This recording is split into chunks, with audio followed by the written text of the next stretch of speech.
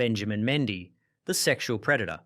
Benjamin Mendy was a star French left-back, known for his infectious personality and athleticism, who won the 2018 World Cup with France and multiple Premier League titles with Manchester City. His meteoric rise made him one of the most decorated defenders in the sport, but his private life revealed a pattern of predatory behaviour that ended his career overnight. Mendy's catastrophic downfall began in August 2021, when he was arrested on multiple charges of sexual assault. The police investigation uncovered a horrific pattern of the player allegedly luring vulnerable women and girls to his luxury Cheshire mansion, where he subjected them to severe sexual violence and coercion. This abuse of his fame and wealth exposed a shocking dark side. Mendy faced a prolonged, high-profile legal ordeal that captured global media attention. He was suspended by Manchester City and held in custody for months, while the jury ultimately found him not guilty on all criminal charges across 2 separate trials. The detailed evidence presented in court about his behaviour was inescapable. The number of allegations and the public testimony cemented his reputation as a moral pariah. Despite the acquittal of criminal charges, the immense public spectacle permanently shattered his professional career and reputation. Mendy's contract with Manchester City was not renewed, and his name remains synonymous with the abuse of power. The ordeal served as a brutal, final end to his life as a respected athlete. Benjamin Mendy won the most coveted prizes in football, but the immense power imbalance he created off the pitch cost him his freedom, his career, and his name, proving that the abuse of power is the greatest downfall of all. Andre Onana. This was a suspension that struck one of Europe's elite young goalkeepers during the peak of his power, immediately halting a soaring career.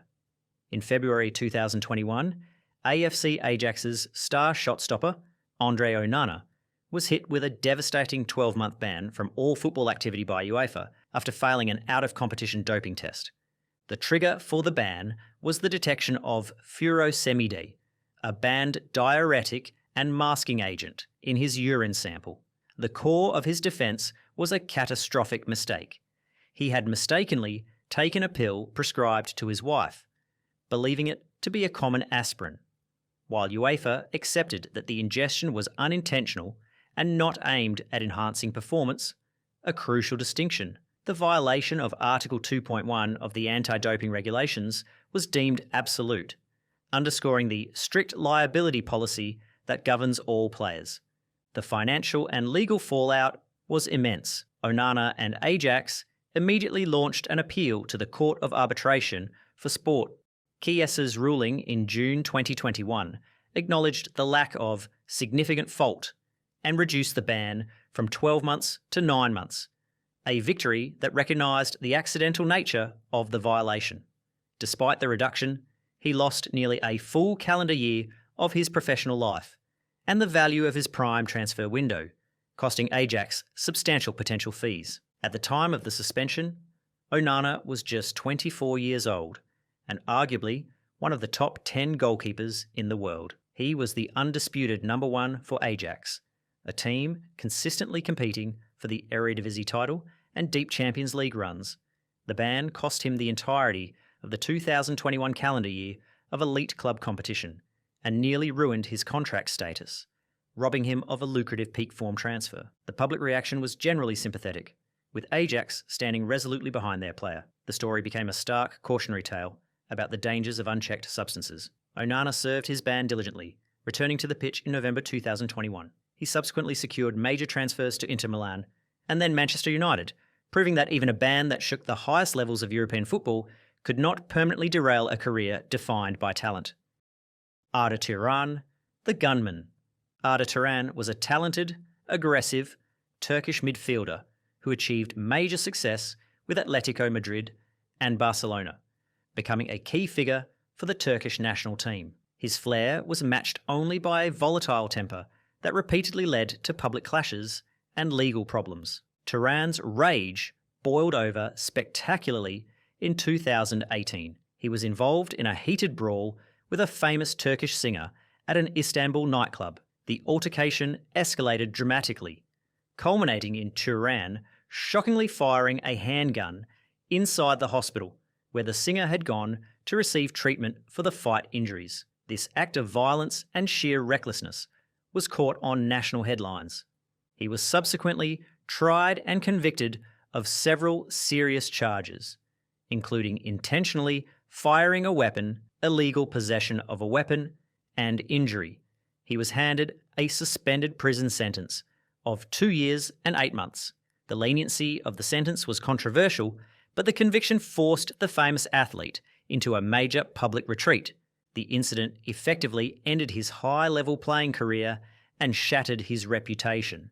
Turan's aggression proved too much for his professional life, confirming his identity as a troubled star whose temper carried immense legal weight. Adrien Mutu, this was not merely a suspension. It was the most financially devastating disciplinary action in European football history. In October 2004, Adrien Mutu's high-profile career at Chelsea FC ended abruptly when a targeted drug test returned a positive result for cocaine. His club, Chelsea, showed zero tolerance, terminating his multi-million-pound contract just days later. The immediate sporting consequence was a 7-month worldwide ban imposed by FIFA. Mutu's violation of Rule 8, which covers banned substances, including recreational drugs, was deemed a major breach of his employment contract. The financial consequences dwarfed the ban itself. Chelsea, having paid €22.5 million for his signature a year earlier, immediately sued to recoup their investment. After a 5-year legal war spanning FIFA's dispute resolution chamber and the Court of Arbitration for Sport, Mutu was ordered to pay Chelsea a staggering €17.17 million in compensation. This remains the highest penalty ever levied against a single player in a football legal dispute, a sum that effectively bankrupted the striker. At the age of 25, Mutu was a key signing in the initial transformative phase of the Roman Abramovich era. He was the reigning Romanian Footballer of the Year and considered one of Europe's finest young forwards, a talent many believed could compete for the Ballon d'Or. The ban cost him the entirety of the 2004 to 2005 season, the only Premier League title Chelsea won under Jose Mourinho that term. The scandal was a defining moment for Chelsea's zero-tolerance drug policy. While the ban was served, Mutu immediately resurrected his career in Italy, first with Juventus, then brilliantly at Fiorentina, re-establishing himself as one of Serie A's top players. However, the legal judgment against him was upheld by the Swiss Federal Court and even the European Court of Human Rights, ensuring that the record-breaking financial penalty remains his defining, ruinous legacy, forever linking the striker's brilliant but volatile talent with ultimate personal catastrophe. Marcos Alonso, the deadly driver. Marcos Alonso is a well-known Spanish defender who played for major clubs, including Chelsea and Barcelona. While he enjoyed a highly successful career, it was permanently overshadowed by a fatal road traffic incident that occurred early in his professional life. Alonso's life changed forever in 2011 while driving in Madrid. He was involved in a serious car accident, colliding with a wall while allegedly driving under the influence of alcohol. The horrific crash resulted in the death of a 19-year-old female passenger in his vehicle. This reckless act turned a night out into a tragedy. He was initially charged with homicide, but was later convicted of reckless driving. The original 21-month prison sentence was immediately suspended and ultimately converted into a €61,000 fine and a 3-year driving ban, following an out-of-court settlement with the victim's grieving family. This settlement allowed him to avoid jail time. Despite the legal conversion of his sentence, the death of the young woman remains a permanent, dark stain on his public image. His success on the pitch can never erase the weight of the life he was responsible for taking. Alonso enjoyed a celebrated career, but his moment of recklessness proved that the weight of a single life lost in tragedy outweighs any professional achievement. Paul Pogba. The doping case involving World Cup winner Paul Pogba became one of European football's most high-profile anti-doping sagas, ultimately delivering a profound setback to the career of the French midfielder, but culminating in an eventual return to the pitch in his home country. The incident began on August 20th, 2023, following Juventus's Serie A victory against Udinese. A routine post-match test detected non-endogenous testosterone metabolites in his sample, which were later identified as resulting from dehydroepiandrosterone, a prohibited substance known to raise testosterone levels. Both the initial A sample and the subsequent B sample confirmed the positive result, leading to his provisional suspension in September 2023. He consistently maintained his innocence, claiming he had inadvertently consumed the substance through a nutritional supplement prescribed by a doctor in the United States, and that he had no intention to enhance his performance. However, due to the strict liability nature of anti-doping rules, the burden of proof rested entirely on the athlete to explain the presence of the banned substance. In February 2024, Italy's National Anti-Doping Tribunal accepted the prosecutor's request for the maximum penalty, issuing a 4-year ban. The severe ruling was seen as a potential career ender for the 31-year-old, whose lucrative contract with Juventus was subsequently terminated in late 2024. In October 2024, CAS delivered a decisive ruling, reducing the suspension to 18 months. This reduction acknowledged his lack of intentional wrongdoing. The verdict allowed him to resume his career, and in June 2025, Pogba signed a 2-year deal with French side AS Monaco, marking his first professional club venture in Ligue 1 and completing his long-awaited comeback to football in the Principality. Adriano, the drug and financial collapse. Adriano Leite Ribeiro, simply known as Adriano, was a Brazilian striker whose frightening combination of size, speed, and lethal left foot made him a global star at Inter Milan and the Brazilian national team. He was destined for greatness before personal tragedy struck. Adriano's life spiraled into chaos following the death of his father, leading to chronic alcoholism, drug use, and depression. His struggles led to numerous arrests and legal issues, notably an investigation into his alleged financial ties to a notorious Rio de Janeiro drug gang, where he was accused of funding their activities. The Brazilian police investigated the financial connections, though he was never formally convicted of the serious charges. However, his addiction and resulting erratic behaviour effectively destroyed his multi-million-dollar career and public reputation, leaving him a tragic figure who lost everything: talent, fortune, and health to his personal demons. Adriano possessed the talent of a giant, but his pain caused him to shrink into a life of addiction and dangerous associations, proving that personal grief can be the biggest force of destruction.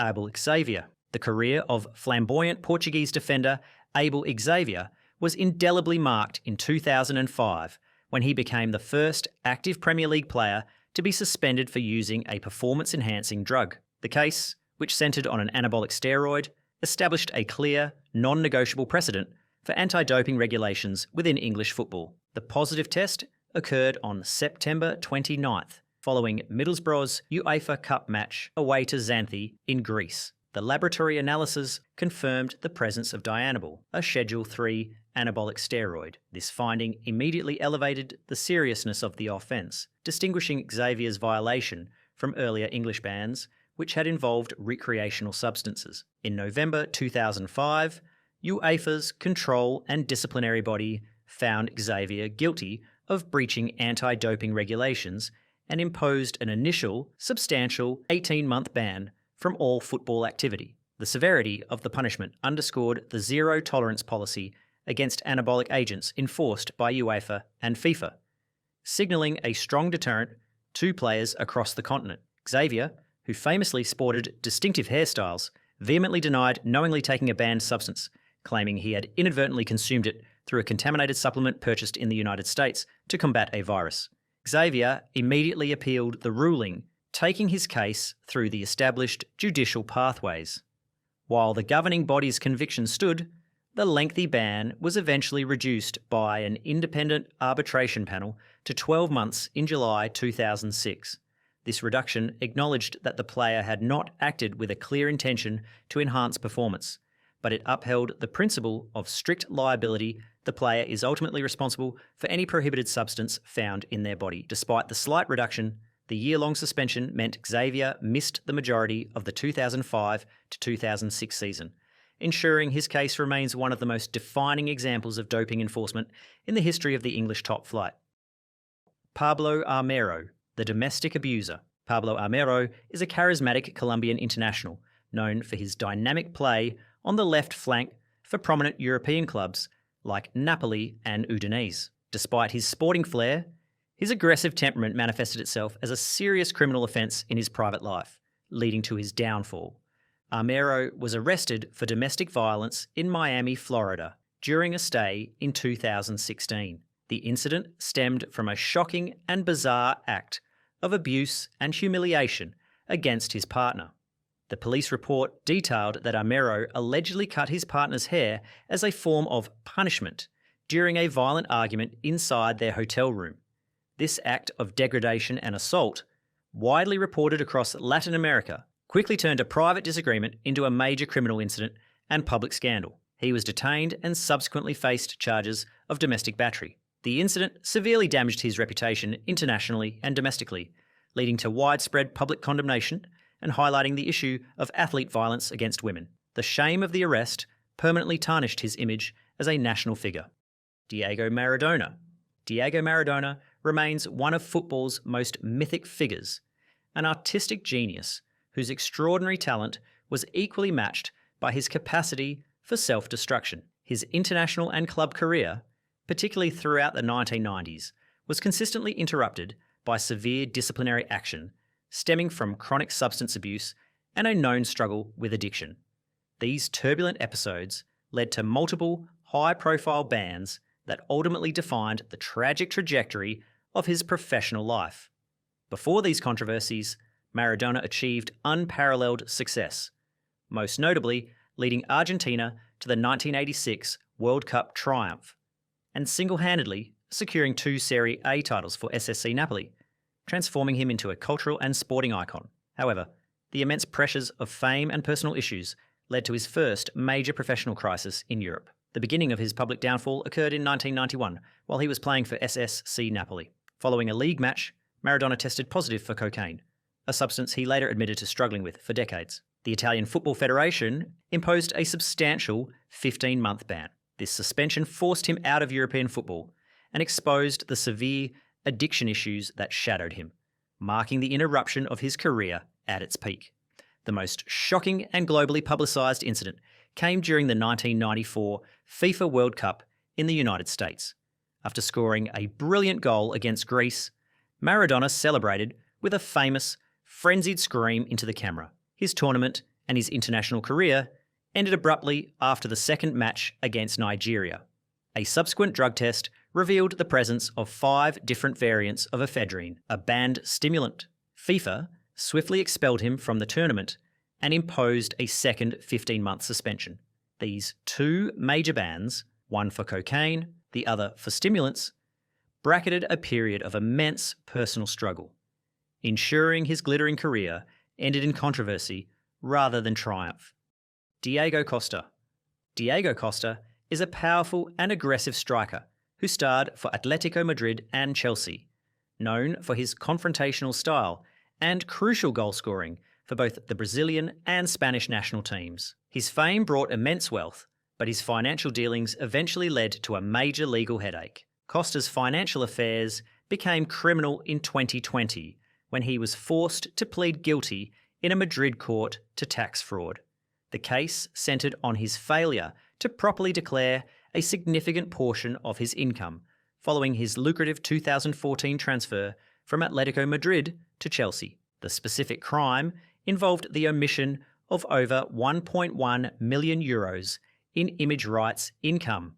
The conviction resulted in a nominal 6-month prison sentence, which was immediately suspended and converted into a heavy €36,000 fine. Crucially, he was also ordered to pay a supplementary fine of €507,082 to cover the evaded taxes and penalties. This was a high-profile example of a celebrated player criminally evading Spanish taxes. Despite avoiding actual jail time, the conviction resulted in a massive financial penalty and permanently stained his reputation. It exposed him as a player who used fame to engage in financial foul play. Diego Costa was adept at escaping defenders, but he could not escape the Spanish treasury, proving that financial fouls are punished severely in the legal arena.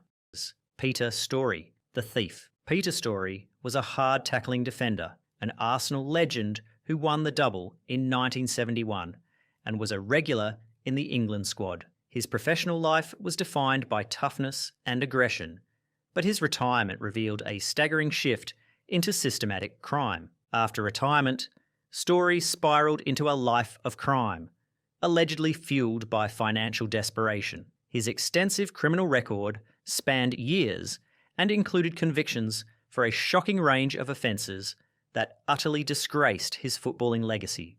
Storey was convicted of running a brothel, engaging in counterfeiting currency, and operating a sophisticated smuggling ring involving obscene materials.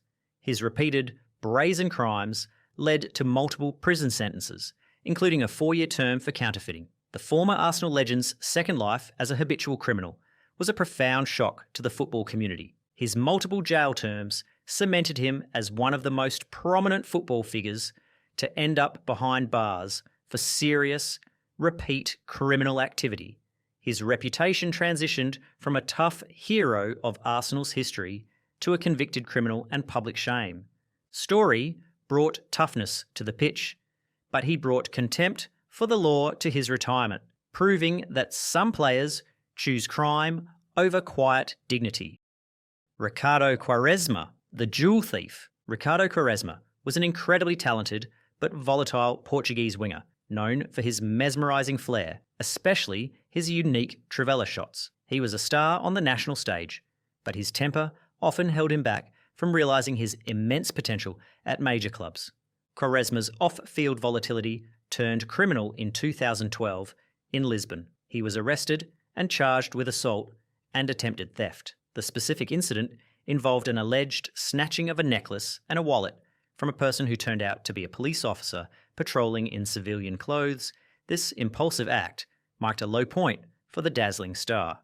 The winger was released on bail, but the criminal charges and court proceedings became a major public spectacle that dragged on for years. Though he was eventually found not guilty of the attempted theft, he received a suspended prison sentence for the assault. This legal battle confirmed his reputation as a volatile figure who lacked control. Despite avoiding a long prison sentence, his actions were a costly distraction that further complicated his career.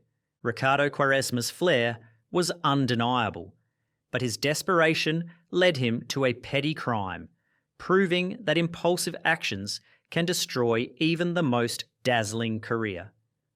Diego Buonanotte, the tragic driver.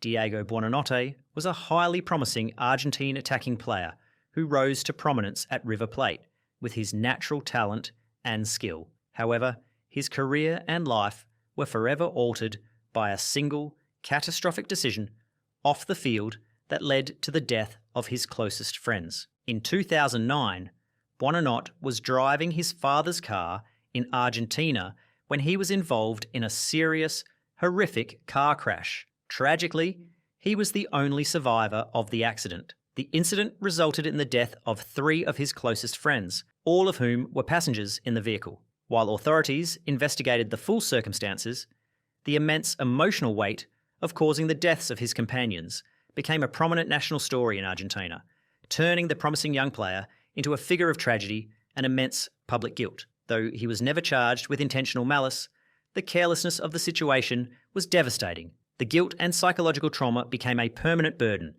with the incident remaining the dark, defining moment of his life. Marco Borriello, the public doper. Marco Borriello was a handsome Italian striker who enjoyed a long, successful career at various high-profile Serie A clubs, including AC Milan. He was famous for his high-profile life, public romances, and a glamorous image that seemed untouchable. His career was suddenly interrupted in 2006 when he tested positive for prednisone, a banned glucocorticosteroid, following a match while playing for AC Milan. The positive test was a major shock to the Italian game, instantly casting a dark shadow over his clean public image. The Italian Football Federation Disciplinary Committee ruled him guilty of doping. The committee imposed a severe 3-month suspension from all football activities. The ban temporarily crippled his career momentum and forced him out of the game during a crucial period. The drug ban permanently linked the glamorous striker's name to the shame of performance-enhancing drugs. He became a symbol of the dark side of professional sports, where athletes risk their reputations for a marginal physical advantage, trading their integrity for fleeting performance. Borriello was a star of the gossip columns, but his steroid use proved that the search for physical perfection can lead to a spectacular professional fall. Renee Higuita, the goalkeeper and the cartel. Renee Higuita was an iconic Colombian goalkeeper, famous for his scorpion kick and fearless play for the national team. A star of the 90s, he was charismatic but dangerously close to Colombia's criminal underworld. Higuita's downfall began with his open friendship with drug lord Pablo Escobar. This dangerous association soon turned criminal in 1993, when he escalated his involvement by becoming an intermediary in a shady exchange. The specific crime involved a kidnapping case. He acted as a go-between, delivering ransom money to a criminal contact. Crucially, the goalkeeper accepted a payment of $64,000 for his role, which was illegal under Colombian law, as it meant he profited directly from a kidnapping. He also failed to report the incident to authorities. He was arrested and jailed in 1993 for the crime of profiting from kidnapping.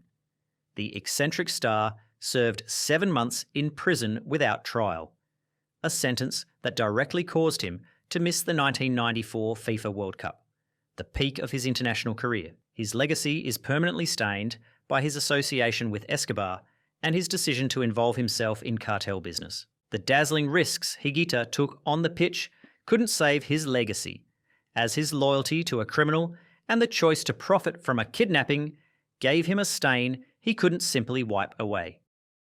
Rio Ferdinand. The case of Rio Ferdinand became a landmark controversy in English football, not for a positive drug test, but for the principle of strict liability surrounding compliance. In September 2003, the Manchester United and England defender failed to attend a mandatory random drugs test at the club's Carrington training ground, having simply left after training to go shopping. Ferdinand's defence was that he had genuinely forgotten the requirement and passed a test 36 hours later, proving he had no prohibited substance in his system. In December 2003, the FA delivered a savage and unprecedented punishment, banning the then England captain for 8 months, effective from January 2004, and imposing a £50,000 fine. The FA's stance was rooted in a determination to uphold the integrity of the testing process, making a high-profile example of the most expensive defender in British history. The consequences were monumental. The ban ruled the 25-year-old Rio Ferdinand out for the entire second half of the 2003 season, forcing him to miss Manchester United's FA Cup triumph and, critically, England's entire Euro 2004 campaign.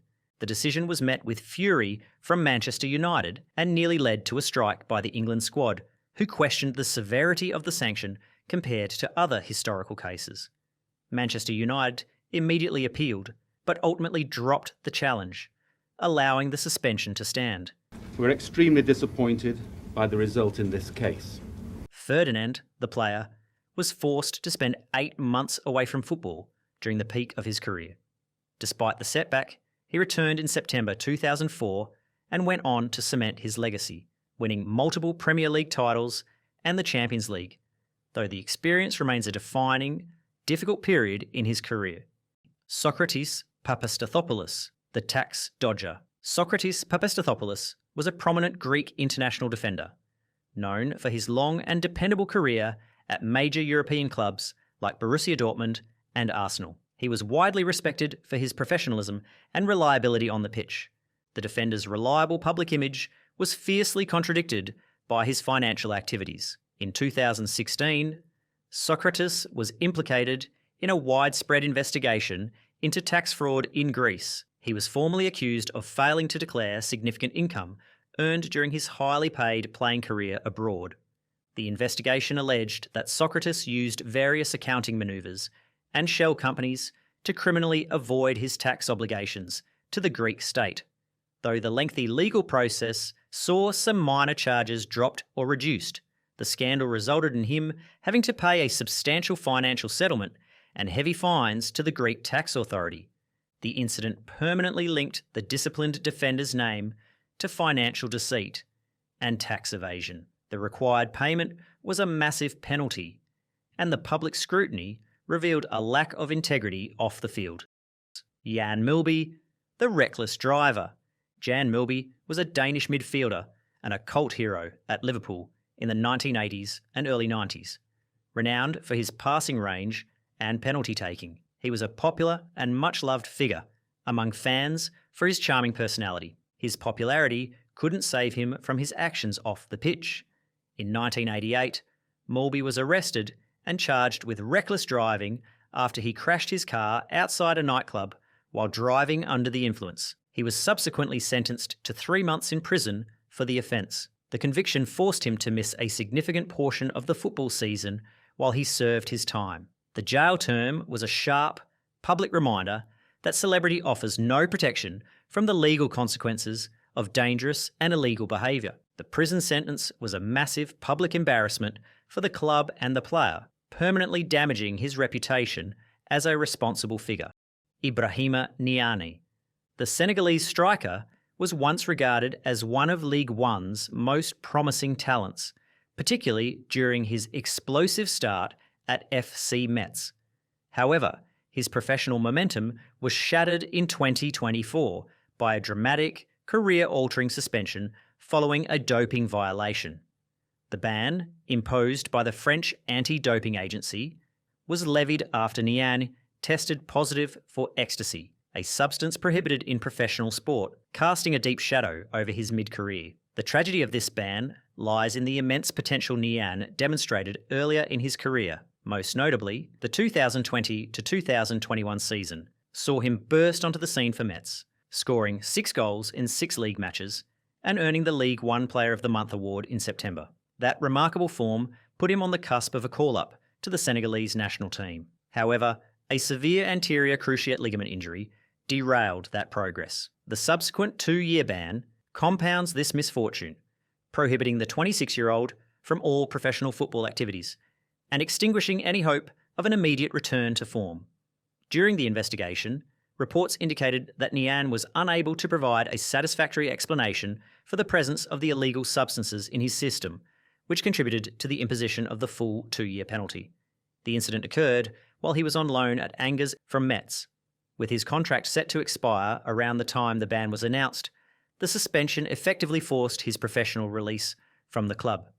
Niane is now left with an enforced 2-year hiatus, after which he will face the challenge of finding a new club and readapting to the high physical demands of the professional game at age 28.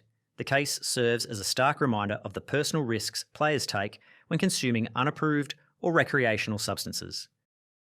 Jimmy Gould, the match-fixing mastermind. Jimmy Gould was a Scottish footballer whose most infamous contribution to the sport was orchestrating the 1964 British betting scandal, one of the biggest corruption crises in the history of English football. Gould was the mastermind behind a wide-reaching conspiracy to fix match outcomes across various English leagues. He leveraged his playing connections to recruit multiple players, systematically bribing them to deliberately lose or ensure specific results for personal profit from betting. The entire scheme was ultimately exposed after Gould secretly recorded players discussing fixing games. Ironically, these tapes, which he initially intended to use for blackmail, were ultimately used as damning evidence against him and his co-conspirators in court. His actions led to multiple players, including several high-profile figures, being banned for life from all football activity by the Football Association, FA. Gould was convicted of bribery and conspiracy and received a prison sentence of 4 years. His name became synonymous with the betrayal of competitive integrity, fundamentally shaking the trust between fans and the game. Ruben Semedo, the violent defender. Ruben Semedo is a talented Portuguese defender whose career has been repeatedly derailed by a terrifying cycle of violence and serious legal chaos. Despite possessing the skill to play at a high level, his name became synonymous with severe criminal misconduct off the pitch, making him one of football's most volatile figures. Semedo's life descended into serious crime when he was arrested in Valencia, Spain, for kidnapping a man. The charges against him were numerous and severe. They included assault, threatening the victim with a firearm, and the illegal possession of weapons. He was held in pre-trial custody for 5 months while awaiting trial. In court, he ultimately admitted his guilt to the multiple charges. The Spanish court imposed heavy penalties, including significant fines and an 8-year ban from entering the country. Following this, he faced a separate investigation and accusations related to sexual assault in Greece, further cementing his reputation for predatory and lawless behaviour. The Spanish ban severely curtailed his playing career in Europe, destroying his image and confirming him as a dangerously volatile and self-destructive figure. Richard Rufus, the investment fraudster. Richard Rufus was a dependable defender for Charlton Athletic, widely admired for his consistency on the field during his playing days. After retiring, he leveraged this respected reputation and his connections within the football community to launch a supposed financial venture, promising high, secure returns to potential investors. Rufus's venture was soon exposed as a massive, large-scale investment fraud scheme, built entirely on deceit. He systematically lured friends, former teammates, and high-net-worth individuals into what was revealed to be a classic Ponzi scheme, defrauding victims of millions of pounds over several years. He falsely claimed to be managing legitimate investments, but was actually using new investors' money to pay earlier ones, thereby maintaining a dangerous illusion of success. He was ultimately convicted for fraud and money laundering by a British court. Rufus received a significant prison sentence, ending his life as a free man and a respected businessman. The collapse of his scheme financially devastated dozens of his former colleagues and friends, leaving him a pariah whose personal greed destroyed the financial security of many in the sport. Bruno de Souza, the killer goalkeeper. Bruno was once a star on the pitch, a truly talented and charismatic goalkeeper who even captained one of Brazil's biggest clubs, Flamengo. His future seemed limitless, with many believing he was destined for the national team and international stardom. But his name, once celebrated in stadiums across the country, is now forever linked to one of the most monstrous crimes in the history of sports. It's a story that proves fame and talent can hide a truly sinister darkness, and how a single, terrible choice can spiral a life completely out of control. Bruno's downfall began with a secret that threatened his pristine public image. He had a child with a former lover, a model named Elisa Samudio. When Elisa demanded child support, Bruno didn't just refuse, he allegedly orchestrated her kidnapping, torture, and murder to silence her permanently.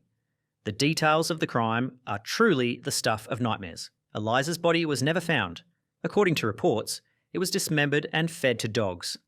A gruesome act intended to erase all evidence. The sheer depravity of the act shocked a nation that had once adored him. The court case revealed the chilling extent of Bruno's depravity and the cold-blooded nature of his actions.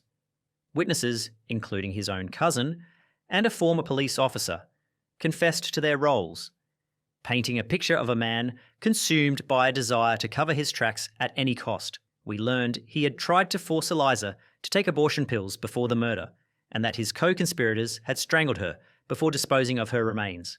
In a bizarre and sickening twist, Bruno even took custody of their son after Elisa's disappearance, acting like a caring father while knowing the horrific truth of what had happened to the boy's mother. In 2013, Bruno was found guilty and sentenced to 22 years in prison for homicide, kidnapping, and the concealment of a body. But the story took another shocking turn in 2017 when he was released on parole and signed a contract to play football again after serving just 7 years. The decision sparked widespread outrage from fans, politicians, and women's rights groups, with many viewing his return to the sport as a betrayal of justice. Ultimately, the pressure was too great, and his comeback was short-lived. Bruno went from a celebrated hero of the beautiful game to a convicted murderer. His legacy serves as a grim and powerful reminder that a person's talent on the field means absolutely nothing without humanity off it. Adam Johnson.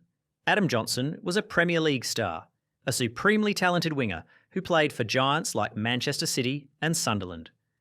With his blistering pace and a dangerous left foot, he won the Premier League title and was a regular England international. He had the kind of career most young footballers only dream of, with a six-figure weekly salary and a life of fame and luxury. But in 2016, his pristine public image was shattered, and he was exposed as a predator whose life of privilege had made him believe he was untouchable. Johnson's downfall began with a betrayal of trust that shocked the nation.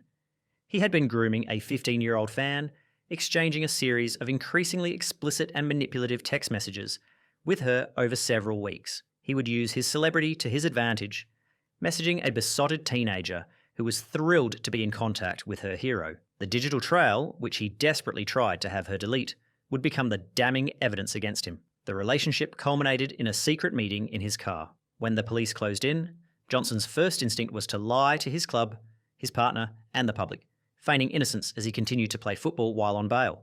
The victim's family and a shocked public watched as Johnson, a Premier League player, denied any wrongdoing, putting the young girl through the trauma of a full trial. The trial revealed the truly disturbing details of his calculated behaviour. The victim, showing immense courage, bravely took the stand, her testimony and the manipulative text messages she had saved forming the core of the prosecution's case. She recounted how the star had initiated and controlled the conversations, and how he had knowingly abused his power and fame to pursue a minor. What made this case even more scandalous was the revelation that Sunderland, his club at the time, continued to play him even after he had been charged with serious crimes. It wasn't until a national outcry, with sponsors threatening to pull out and fans expressing their disgust, that the club finally terminated his contract, but only on the first day of his trial, after he changed his plea to guilty on some of the charges. The consequences for Adam Johnson were swift and severe.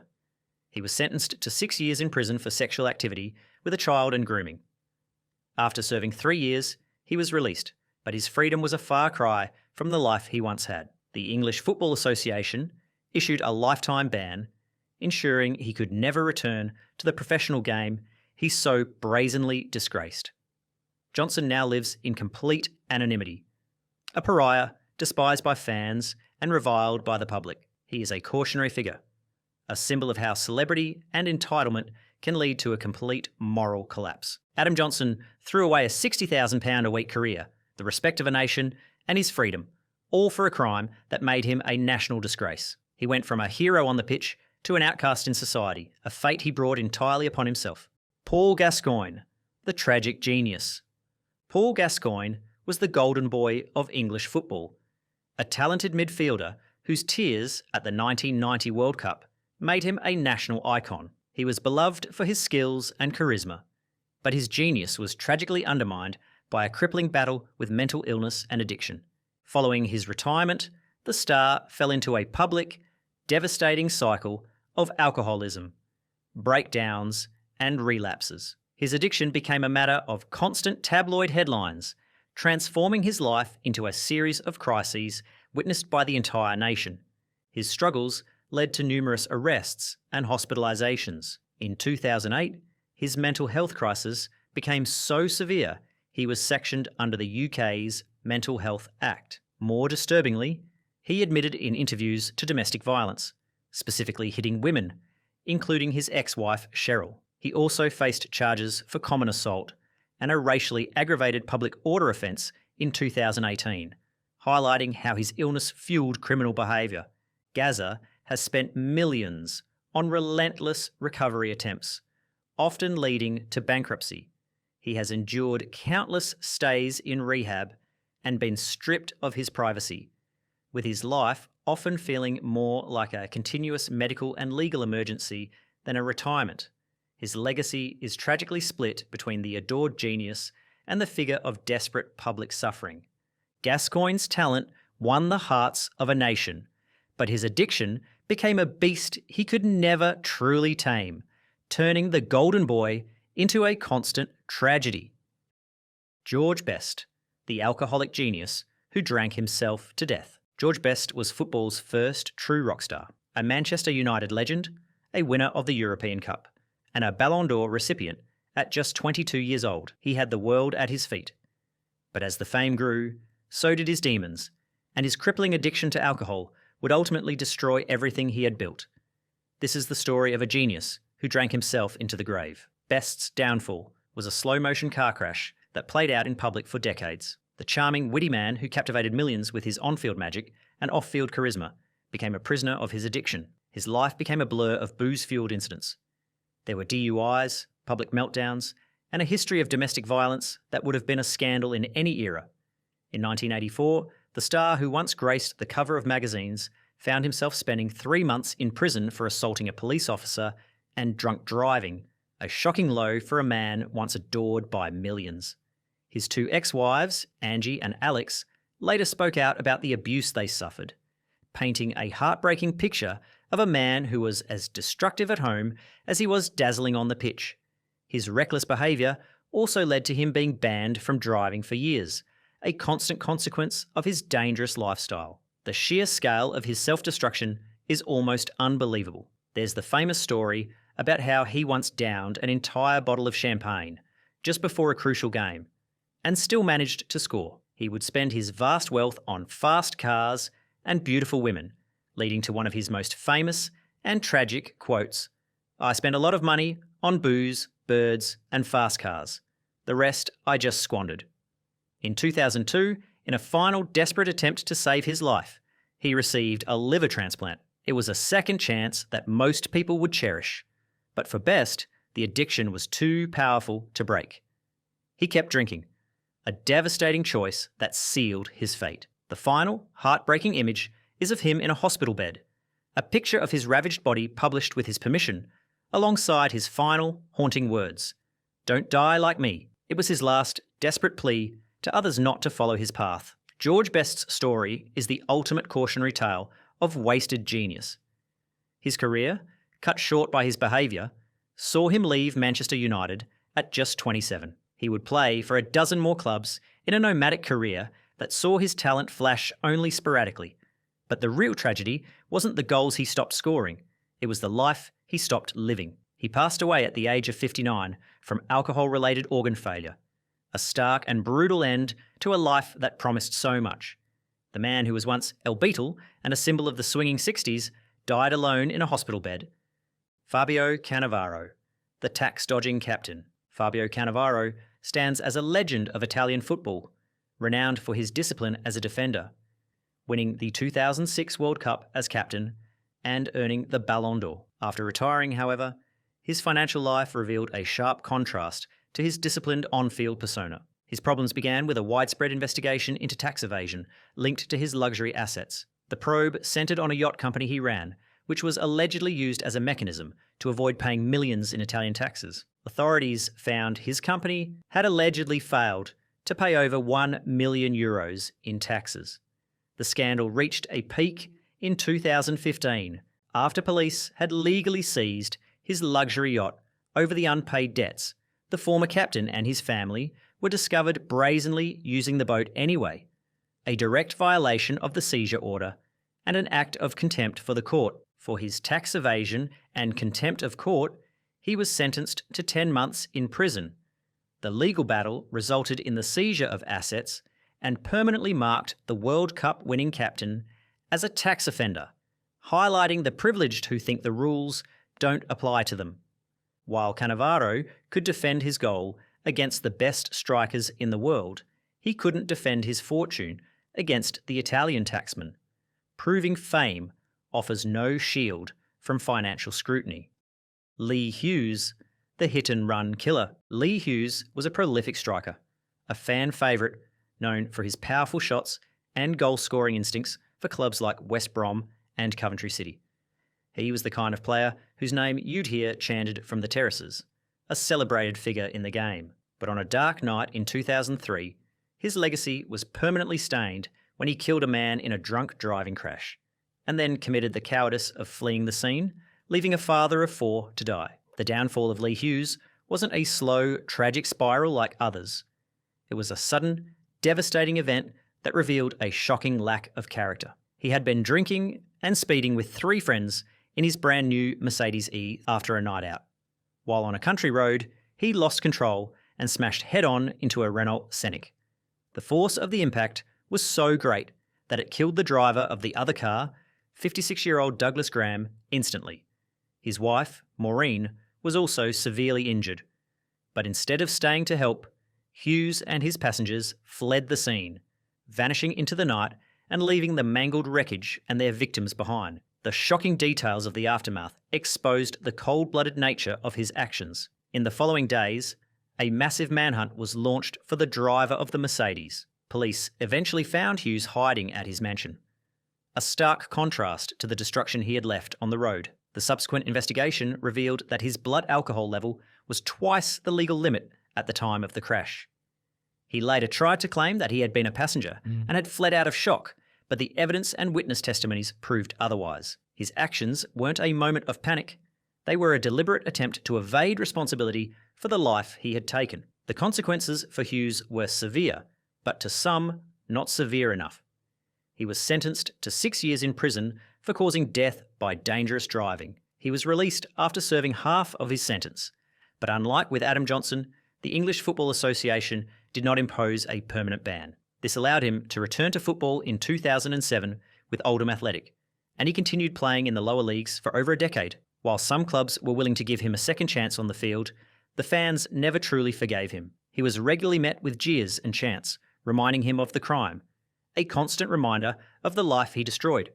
He was often booed at grounds across the country, with rival fans making it clear that they would never forget what he did. His return was a source of division, highlighting the complex relationship between a player's talent and their moral failings. Lee Hughes scored goals for a living, but his biggest crime was running from the life he destroyed. His legacy is one of a career defined by a single, catastrophic night of recklessness, and the cowardly choice that followed it. It's a powerful and grim reminder that fame and talent don't offer protection from the consequences of our actions, and that a single act of selfishness can leave a permanent scar on a community and on a man's reputation. Hakan Sukur, the fugitive striker. Hakan Sukur was known as the Bull of the Bosphorus, a legendary striker who remains Turkey's all-time top goalscorer and a national hero for leading the team to third place in the 2002 World Cup. After his glorious football career, he leveraged his fame to enter politics. His political alignment became his ruin. Sukur was a vocal supporter of the Gulen movement. After the 2016 attempted coup in Turkey, the movement was blamed and declared a terrorist organisation, instantly making him a suspect.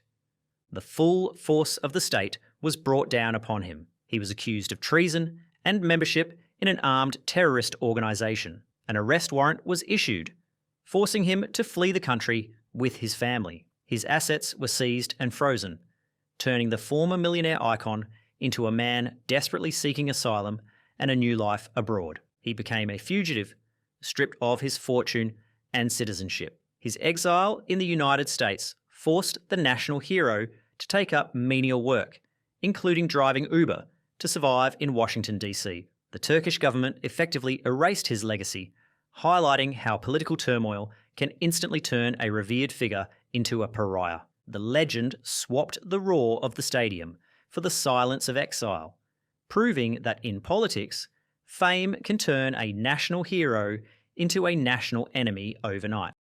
Nizar Trabelsi, the terrorist footballer. Nizar Trabelsi was a Tunisian international, a footballer who played for clubs in Germany, and a man who, at one point, had the potential to represent his country on a global stage. But his career took a dark and horrifying turn when he abandoned the sport to join one of the world's most feared terrorist organisations.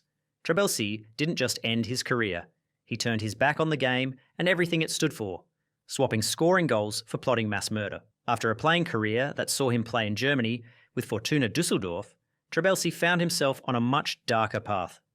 He became radicalised and travelled to Afghanistan, where he trained in an Al-Qaeda camp.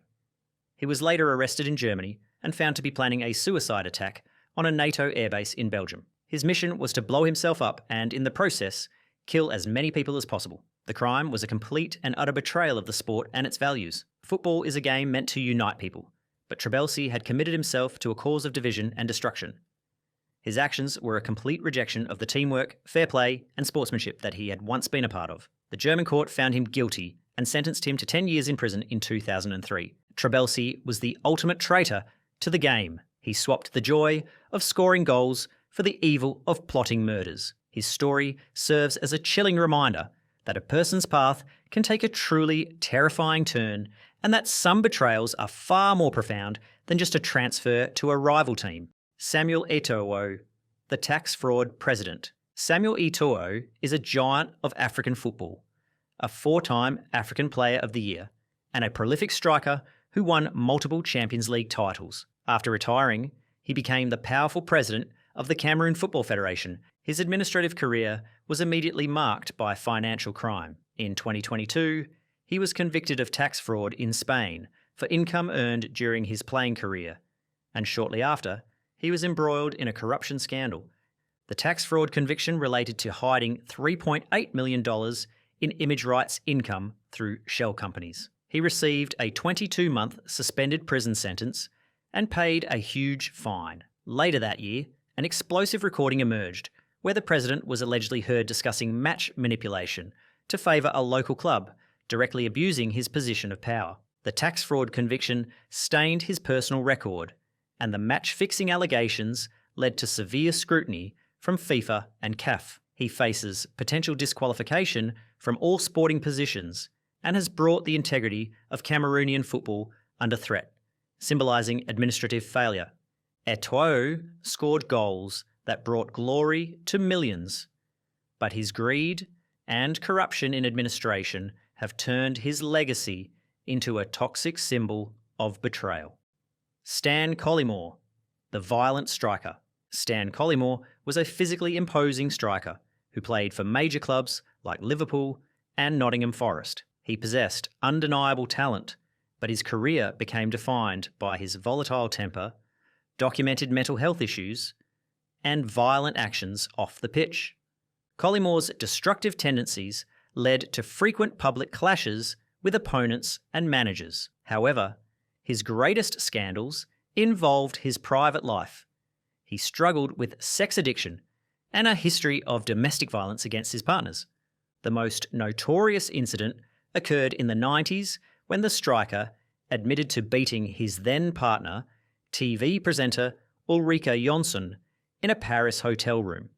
This admission cemented his public image as a violent figure. His open struggles with sex addiction also led to scandalous public incidents, further derailing his professional and personal life. The combination of his recognised talent and his documented violence made him a toxic figure to many clubs and fans. He became a pariah in the media, and his reputation as a domestic abuser overshadowed his footballing achievements. While he was open about his mental health struggles and sought help, the violence he inflicted resulted in an inescapable public shaming that followed him through the rest of his career and into punditry.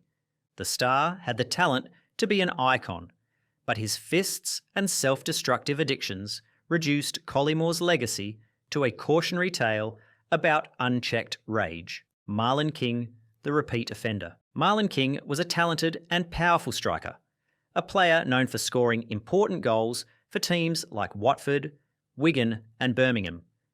He had a physicality and a presence on the field that made him a force to be reckoned with. But as fans and club owners would discover to their dismay, his talent was rivaled only by his dangerous and destructive behaviour off the pitch. His rap sheet, a long list of violent and dishonest crimes, was far longer than his career highlights, and it ultimately destroyed every chance he was given. King's downfall wasn't a single mistake, but a pattern of escalating violence and lawlessness that began long before he became a household name. His criminal history began in his teenage years and continued throughout his career. In 2002, he was convicted and briefly jailed for stealing a teammate's wallet, an act of sheer dishonesty that should have served as an early warning sign. But it was in the later years that his violence against women came to define him. In 2008, he was arrested for a truly shocking incident in a London nightclub, where he sexually assaulted a young woman and punched her so hard he broke her nose. A year later, while on bail for that very same crime, he was convicted of assaulting another woman. It was clear that King saw himself as above the law, a dangerous sense of entitlement fueled by his celebrity. The shocking details of his behaviour and the reactions of the football world are particularly revealing. During the trial for the nightclub assault, King lied and claimed it was a case of mistaken identity, even bringing his wife and brother to testify in a desperate attempt to cover his tracks. The jury, however, saw right through it and convicted him. What makes this story even more incredible is that some clubs, desperate for his talent, still gave him chances. Wigan, for example, signed him even while he was on bail, a decision that drew intense criticism. After he was released from prison, he signed for Coventry City and then Birmingham City, but fans at every club knew his history, and his presence often caused revolt. Rival fans would chant about his past crimes, and many of his own supporters were disgusted. The protests eventually became too loud to ignore. The consequences for Marlon King were a mix of both prison sentences and a public shaming from which he would never recover. He served time in jail for multiple offences, including the 18-month sentence for sexual assault and another 18-month sentence for a separate dangerous driving charge in 2014. While the football authorities never officially banned him, he was effectively blacklisted by the sport due to widespread fan protests and his toxic reputation. Clubs learned that the public backlash was simply not worth the goals he might score. Today, he is a forgotten figure in the world of football, having faded into obscurity and now reportedly working as a DJ, a far cry from the Premier League stadiums he once commanded. Marlon King had a talent that could have made him a great, but his fists and his lies destroyed every chance he got.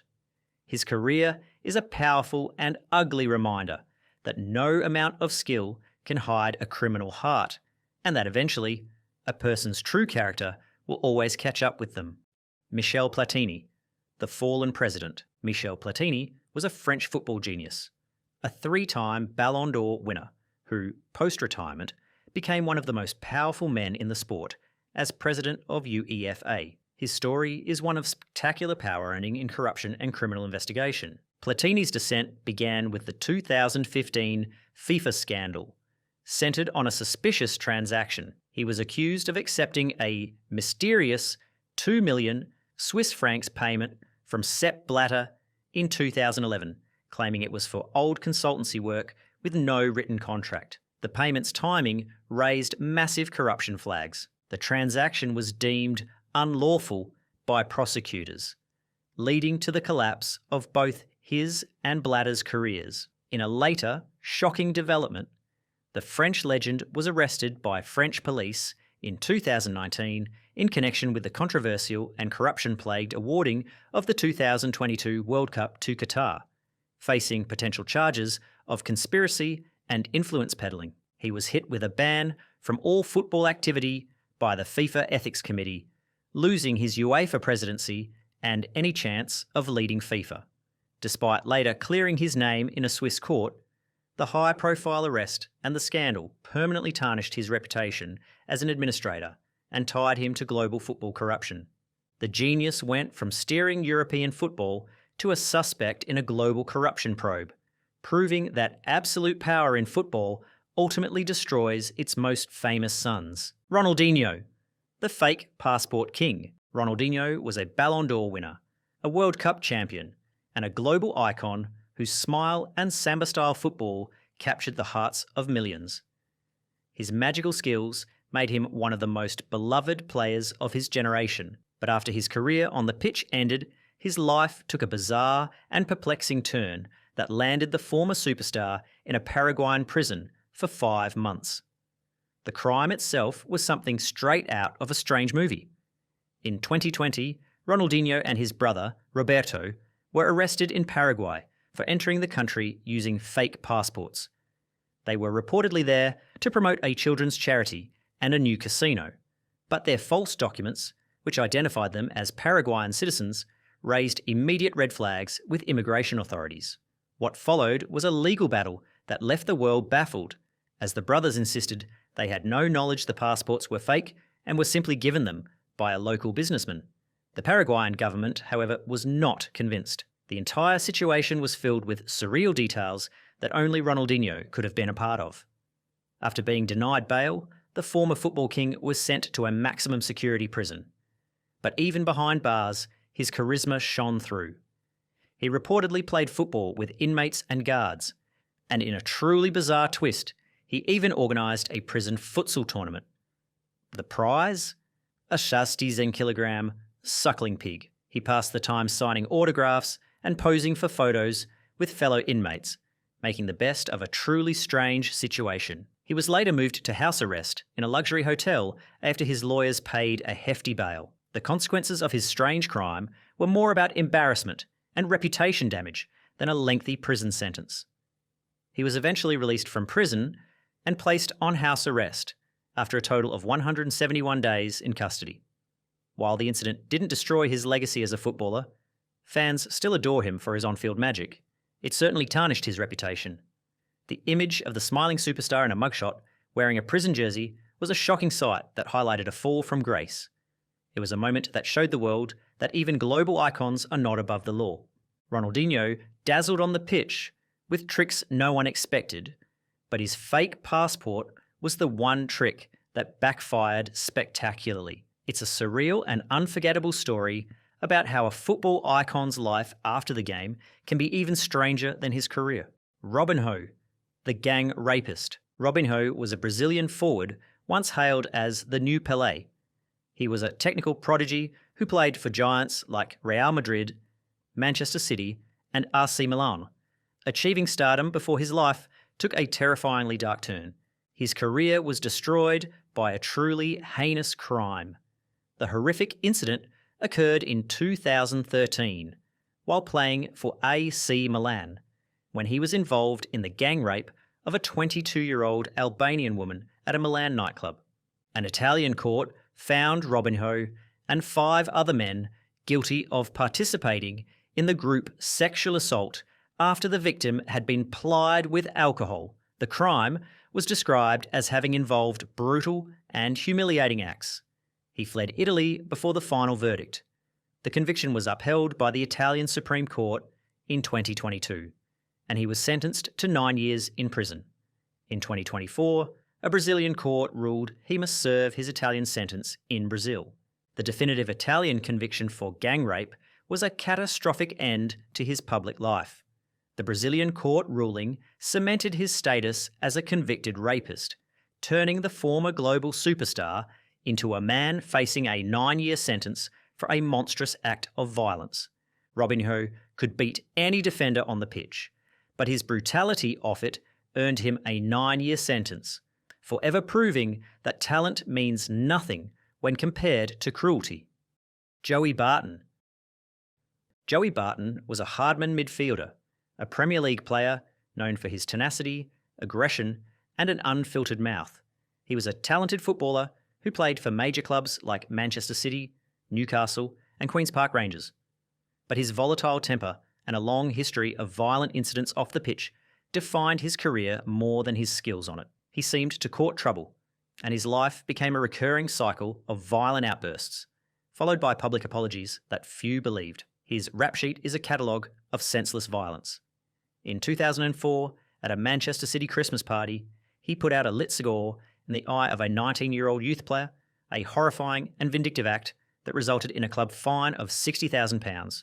Just a year later, during a pre-season tour in Thailand, he was sent home after assaulting a 15-year-old Everton fan, but his most significant criminal act came in 2007.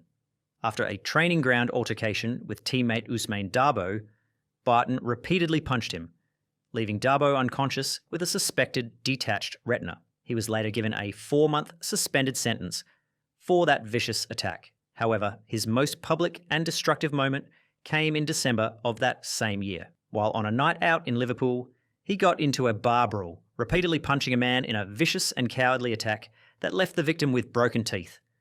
He was also charged with hitting a 16-year-old. This time, there was no escaping the consequences. He was sentenced to 6 months in prison and served 74 days, an undeniable low for a Premier League footballer. The sheer irony of his post-football career is breathtaking.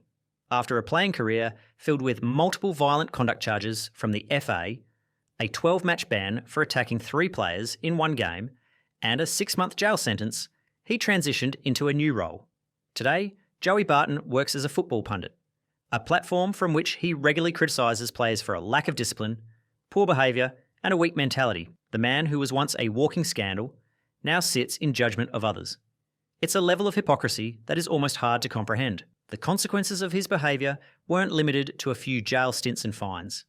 In 2017, he was banned from football for 18 months after admitting to an FA charge related to betting fraud, effectively ending his playing career.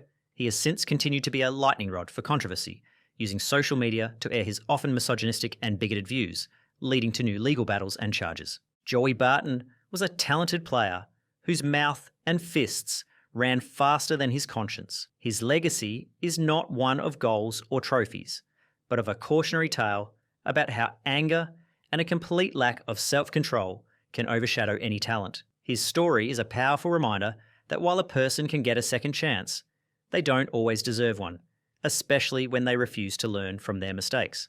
Romario, the political maverick. Romario was a legendary Brazilian striker, a World Cup winner whose quick feet and clinical finishing made him one of the most exciting players of the 90s.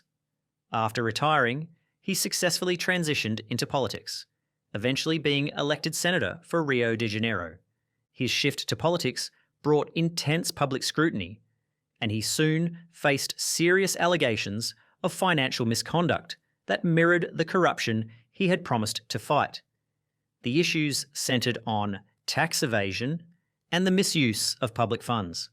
The legend was indicted for tax evasion, forcing him into legal battles over his personal finances.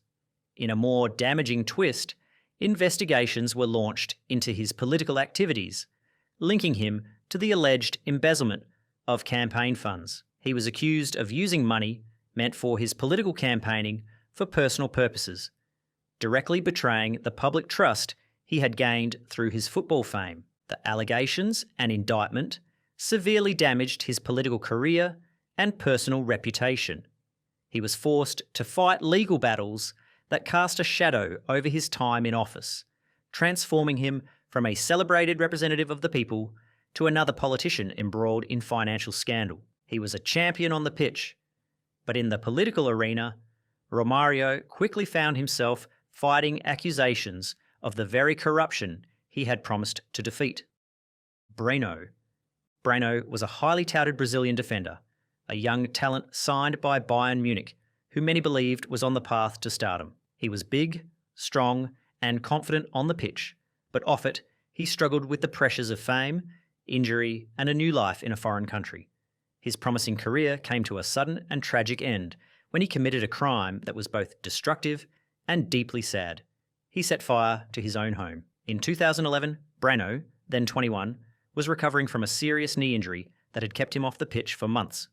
Alone and reportedly suffering from depression, he had a mental breakdown that culminated in him dousing his €2.5 million villa with gasoline and setting it ablaze. The fire completely destroyed the home and everything in it, a shocking act of self-destruction. In a later court appearance, he would claim that voices told him to do it, revealing the extent of his mental anguish and the severe struggles he was facing behind closed doors. The crime was a tragic mix of personal despair and severe consequences. The German court sentenced him to 3 years and 9 months in prison for aggravated arson, a stark and brutal end to a career that was once so full of hope. He was released early for good behaviour after serving a little over 2 years, but his professional football career was over. The player, who was once a key part of Bayern Munich's future, was now an ex-convict with a reputation in ruins. Breno's career went up in flames, literally. His story is a heartbreaking reminder of the immense pressures young players face and the profound isolation that can come with fame and injury. It's a tale of how a mental health crisis can destroy not just a person's life, but everything they've ever worked for. Eric Cantona, the revolutionary king. Eric Cantona was the king, a mercurial and brilliant forward who captained Manchester United to immense success, renowned for his flair, leadership, and philosophical pronouncements.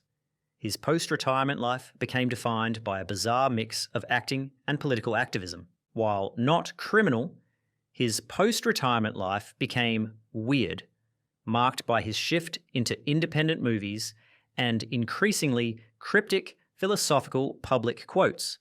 More significantly, he adopted radical political stances that urged followers to take extreme action. Cantona called for an economic revolution by urging people to stage a bank run by simultaneously pulling all their money out of the system to bring down what he saw as corrupt banks. He also made strong, divisive political statements, often using strange Shakespearean quotes, like the famous seagulls following the trawler line, to articulate his deep distrust of global financial and political systems. The king faced no direct criminal charges for his activism, but he became a fringe political figure, often dismissed by mainstream media as an eccentric. His reputation transitioned from football genius to a political provocateur and indie actor, though his political statements remain highly controversial and highly publicised. Cantona was the king of football, but his radical politics and cryptic calls for revolution proved his greatest fight was against the system, not the back of the net. Tony Adams, the recovering alcoholic. Tony Adams was a legend, a one-club man who captained Arsenal and England, leading his teams to historic victories. Known as Mr. Arsenal, he was a colossal figure on the pitch, a no-nonsense defender whose talent and leadership were undeniable. But behind the scenes, his life was a secret battle with a powerful addiction that nearly cost him everything. Adams's story is one of a spectacular rise, a brutal downfall, and ultimately a triumphant recovery. The public first got a glimpse of his private struggles in 1990, when Adams, just 23, was jailed for 4 months for drunk driving. He had crashed his car in Southend, and tests showed he was over 4 times the legal alcohol limit. The incident was a national scandal, a shocking betrayal from the man who was meant to be a role model. But this was only the beginning. His addiction worsened, and he spent years caught in a vicious cycle of drinking and destructive behaviour, all while maintaining his professional life. He would show up to training hungover, a shadow of the great player he was meant to be, and his life spiralled further out of control. It wasn't until 1996 that Adams finally reached rock bottom and decided to get sober. The road to recovery was not easy, but it was a testament to his strength and determination. He went public with his alcoholism, an act of immense bravery in a time when mental health and addiction were rarely discussed in sports. His recovery became part of his identity. He founded the Sporting Chance Clinic, a charity dedicated to helping athletes with addiction and mental health issues. He became a beacon of hope for others, a living example that recovery is possible. Adams didn't just conquer his addiction, he used his experience to help others in the very world that had so much pressure. Tony Adams conquered his demons, but not before they almost killed him. His story is a powerful reminder that heroes can fall, but they can also get back up and find a new purpose. It's a testament to the fact that strength on the pitch doesn't always translate to strength off it, but it's the strength to ask for help that ultimately defines a person's legacy. He went from a drunk driving offender to a celebrated addiction counsellor, and his life now serves as a blueprint for recovery and hope. The Aaron Ramsey death curse. Between 2009 and 2019, former Arsenal midfielder Aaron Ramsey unwittingly earned the macabre title of football's Grim Reaper due to an unsettling pattern. Whenever he scored a goal, a celebrity or notable person would die within days. This bizarre coincidence began to gain traction in May 2011 when he scored against Manchester United. The very next day, Osama bin Laden was dead. The pattern became impossible to ignore later that year. In October 2011, Steve Jobs died 3 days after Ramsey scored against Tottenham, and later that same month, Muammar Gaddafi died the day after Ramsey's goal against Marseille. The curse's origins trace back even further, to August 2009, when Ted Kennedy died, 3 days after Ramsey scored against Portsmouth. Other major victims included Whitney Houston in 2012 and Paul Walker in 2013, who died the exact same day Ramsey scored twice against Cardiff. The phenomenon peaked in 2016 with a devastating double strike. David Bowie died the day after Ramsey scored against Sunderland in January, and just 4 days later, Alan Rickman died the day after another Ramsey goal. Nancy Reagan followed in March. The uncanny string of events persisted through 2017 with Nicky Hayden, Roger Moore, and Bruce Forsyth, and in 2018, Stephen Hawking died after a Europa League goal.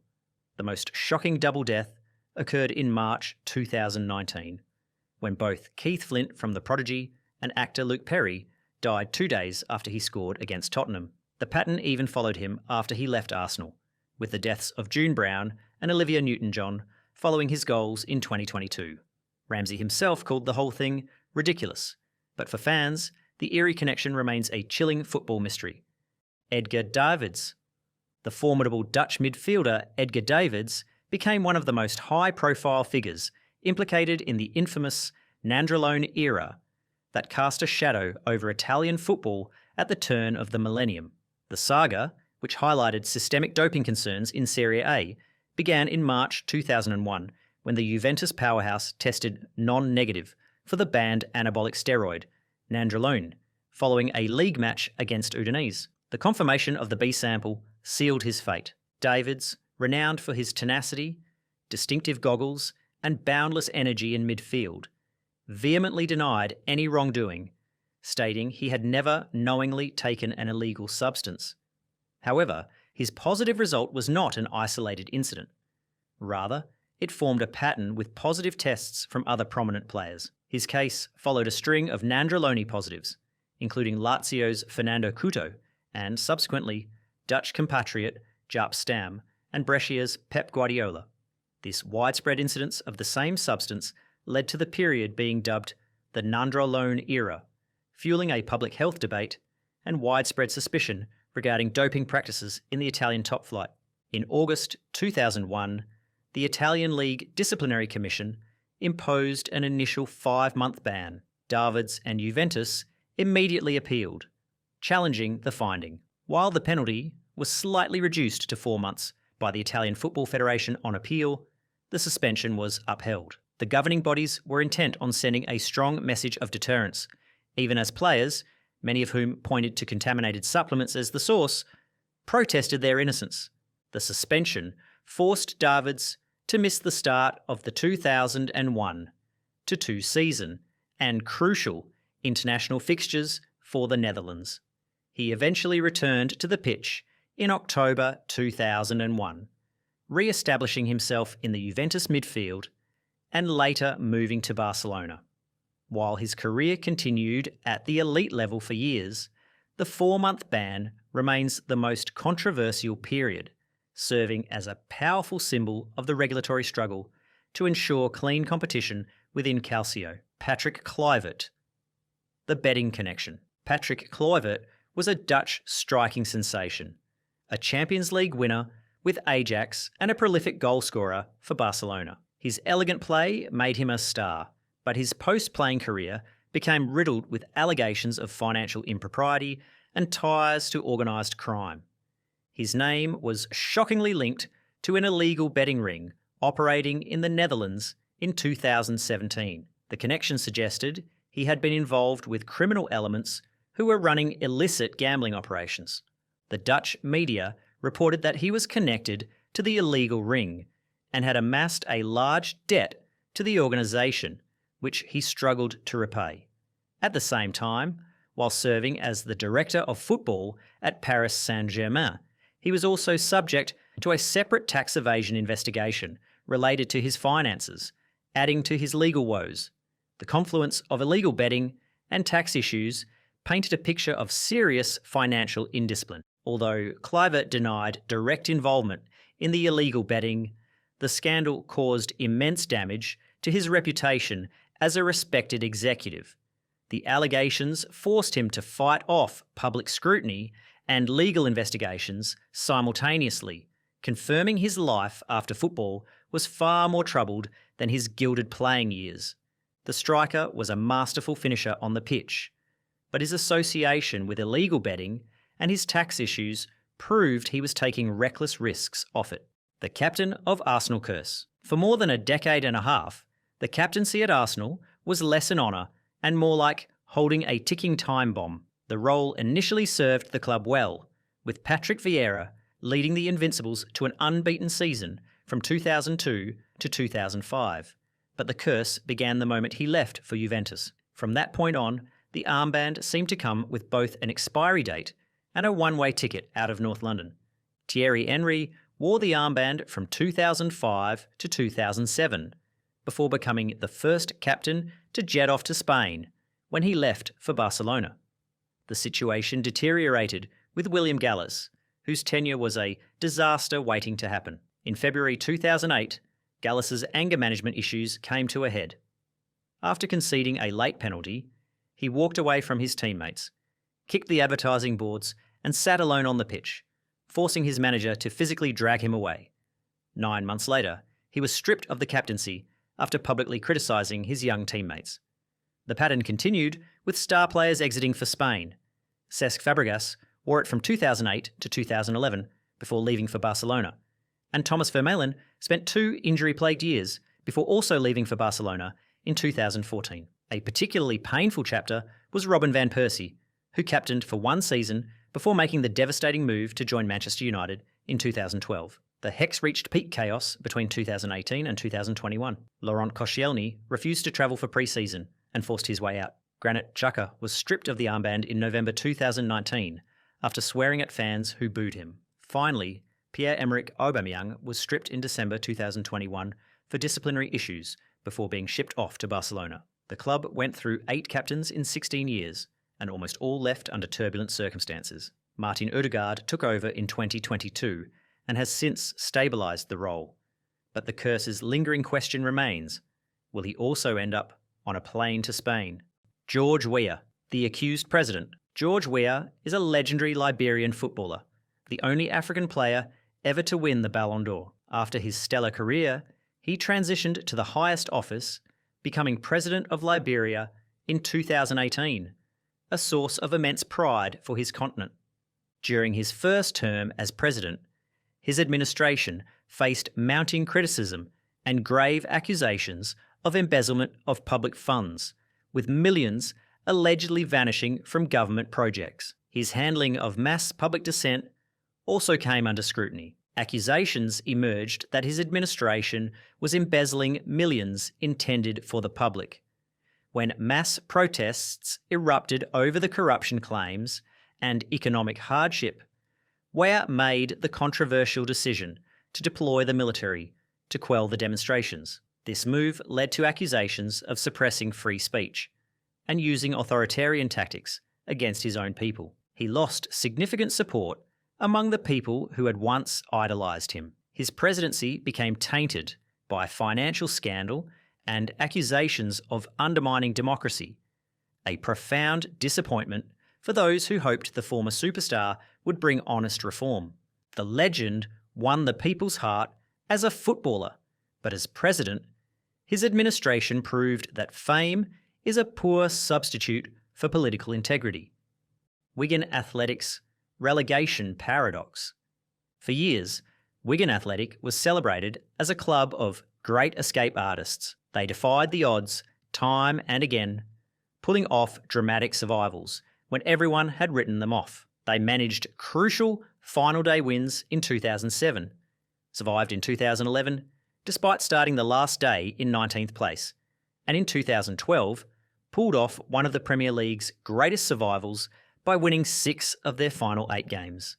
However, the club's greatest triumph in 2013 became their immediate downfall. The events of May 2013 defined their cruel paradox. On May 11th, Ben Watson's 90-minute header secured a 1-0 victory over Manchester City in the FA Cup final. It was a moment of pure magic and elation. Just 3 days later, on May 14th, Wigan was relegated from the Premier League, going from heroes to the Championship. They became the first club in history to win the FA Cup and get relegated in the same season. The curse did not stop there. The club that once specialised in impossible escapes has never returned to the Premier League. They have since bounced between the Championship and League One for over a decade, plagued by financial problems and multiple relegations. Their ultimate moment of silverware success came with unforeseen and disastrous strings attached. Thierry Henry, the insider trader. Thierry Henry was one of the greatest strikers in the Premier League era, a key figure in Arsenal's Invincibles and a World Cup winner with France. Known for his intelligence on the pitch, his post-retirement business activities drew the attention of financial regulators. Henry, who transitioned into punditry and coaching, became embroiled in an investigation into suspected insider trading related to a tech firm in 2022. The scandal involved the privileged information he may have received as a high-profile investor. French financial regulators opened an investigation over reports that he and other investors sold shares in the tech firm just days before the company publicly announced disappointing earnings. This timing strongly suggested that they were acting on privileged, non-public information, giving them an unfair financial advantage over the rest of the market. While the investigation was ongoing and formal charges were not immediately clear, the scrutiny linked his name to white-collar crime. The high-profile investigation cast a shadow over his reputation, suggesting that the former striker may have used his insider status to gain illegal financial advantage. Henry was famed for his vision on the pitch, but his business moves showed a glimpse of greed, leading to a legal investigation that threatened his reputation for integrity. Mykhailo Mudryk. The firestorm dropped like an anvil on Stamford Bridge in December 2024. Ukrainian winger Mykhailo Mudryk, the £88.5 million superstar for Chelsea FC, was officially provisionally suspended from all football competition. The immediate consequence was devastating. A promising but turbulent young career suddenly exiled from the pitch, leaving the club and the player scrambling for answers amidst the shockwaves. The reason was a positive A sample, which tested for the prohibited substance meldonium, a drug infamously linked to previous high-profile bans. The Football Association formally charged him with anti-doping rule violations, citing regulations 3 and 4, the core principles of the league's anti-doping policy. Though Mudryk immediately declared he had never knowingly used any banned substances, the league's citation of strict liability, that a player is solely responsible for what is found in their system, ensured the ban stood pending further investigation. The financial stakes were catastrophic. Chelsea's massive outlay, consisting of €70 million up front and €30 million in difficult-to-achieve add-ons, was instantly jeopardised. With the threat of a full 4-year ban looming, there were whispers the club might pursue contract termination. His legal team immediately geared up for the most brutal battle of his life, aiming to prove mitigating circumstances and avoid career-ending exile. At the time of the provisional suspension, Mudryk was just 23 years old, at the absolute fringe of his athletic prime. His 2024/25 season had shown flashes of the brilliance Chelsea paid for, particularly in European competitions. But the ban brought his development to a screeching halt. The timing could not have been crueler, threatening to steal 4 crucial years from a career that had only just begun its chapter in the Premier League. The public reaction was split between disbelief and fury over the monumental waste of talent and treasure. His former club, Shakhtar Donetsk, stood firmly behind him, spewing nonsense at the media and calling him 100% innocent. But innocence is secondary when strict anti-doping rules are invoked. For now, Mudryk remains locked out of action, his story a thunderous modern tragedy of how easily a generational talent can be undone by a single prohibited substance. Luís Figo. The Pandora Papers link. Luís Figo was a Portuguese superstar, a Ballon d'Or winner, known for his dazzling wing play and part in the infamous, controversial transfer from Barcelona to Real Madrid. A legend of his generation, his integrity came into question after a massive global financial leak. His name was implicated in the 2021 Pandora Papers leak, which revealed a vast network of hidden offshore financial accounts used by the global elite to shield assets and potentially evade taxes. The documents allegedly linked him to offshore accounts that authorities suspected were used for money laundering and tax avoidance. In parallel, he had already faced scrutiny over potential tax fraud in Spain related to undeclared image rights income during his time there. The leaks provided fresh evidence suggesting a deliberate, long-running strategy to evade financial obligations. While Figo has always maintained his innocence, the scandal publicly linked the legendary player to the secretive world of offshore finance, tax evasion, and potential money laundering. The revelation tarnished his image as a clean public figure and placed him under intense scrutiny by global tax authorities. Figo mastered the art of crossing on the pitch, but the Pandora Papers showed he was playing a risky game with offshore accounts. Manchester United's number 7 curse. The number 7 shirt at Manchester United is legendary, once belonging to club icons like George Best, Eric Cantona, David Beckham, and a young Cristiano Ronaldo. However, since Ronaldo's initial departure in 2009, Old Trafford's most iconic shirt has transformed into its most toxic possession, becoming a graveyard for careers. The curse suggests that no player can handle the immense weight and expectation tied to the number. Michael Owen was the first to take the poisoned shirt, managing only 17 goals across 3 seasons while being past his prime. The next victim was Antonio Valencia, who wore it for a single season before giving it back, following a dip in form. The curse reached a financial peak with Angel Di Maria, who arrived for a British record of £59.7 million in 2014, took the 7 and was gone within a year, labelled one of the most expensive flops. He was quickly followed by the talented young player Memphis Depay, who lasted 18 months and scored just 7 goals. Next was Alexis Sanchez, who became the highest paid failure, earning a reported £500,000 per week while scoring only 5 goals in 45 appearances. Edinson Cavani appeared to be the one to break the hex, but injuries limited him to just 26 Premier League appearances before he was gone after 2 seasons. Even Cristiano Ronaldo's return in 2021 couldn't fully lift the shadow. His second spell ended in chaos and a messy exit in late 2022. The latest victim, Mason Mount, took the shirt in 2023 and spent most of his debut season injured. Since Ronaldo's initial departure in 2009, 8 players have worn the 7, and excluding Cavani's brief success, they have collectively scored just 14 Premier League goals in over a decade. Sepp Blatter, the FIFA emperor. Sepp Blatter was the long-serving president of FIFA, running the global body like a behemoth for 17 years. While not a former player, he was the ultimate power broker, whose tenure was marked by unprecedented financial expansion and a creeping culture of corruption that eventually became his undoing.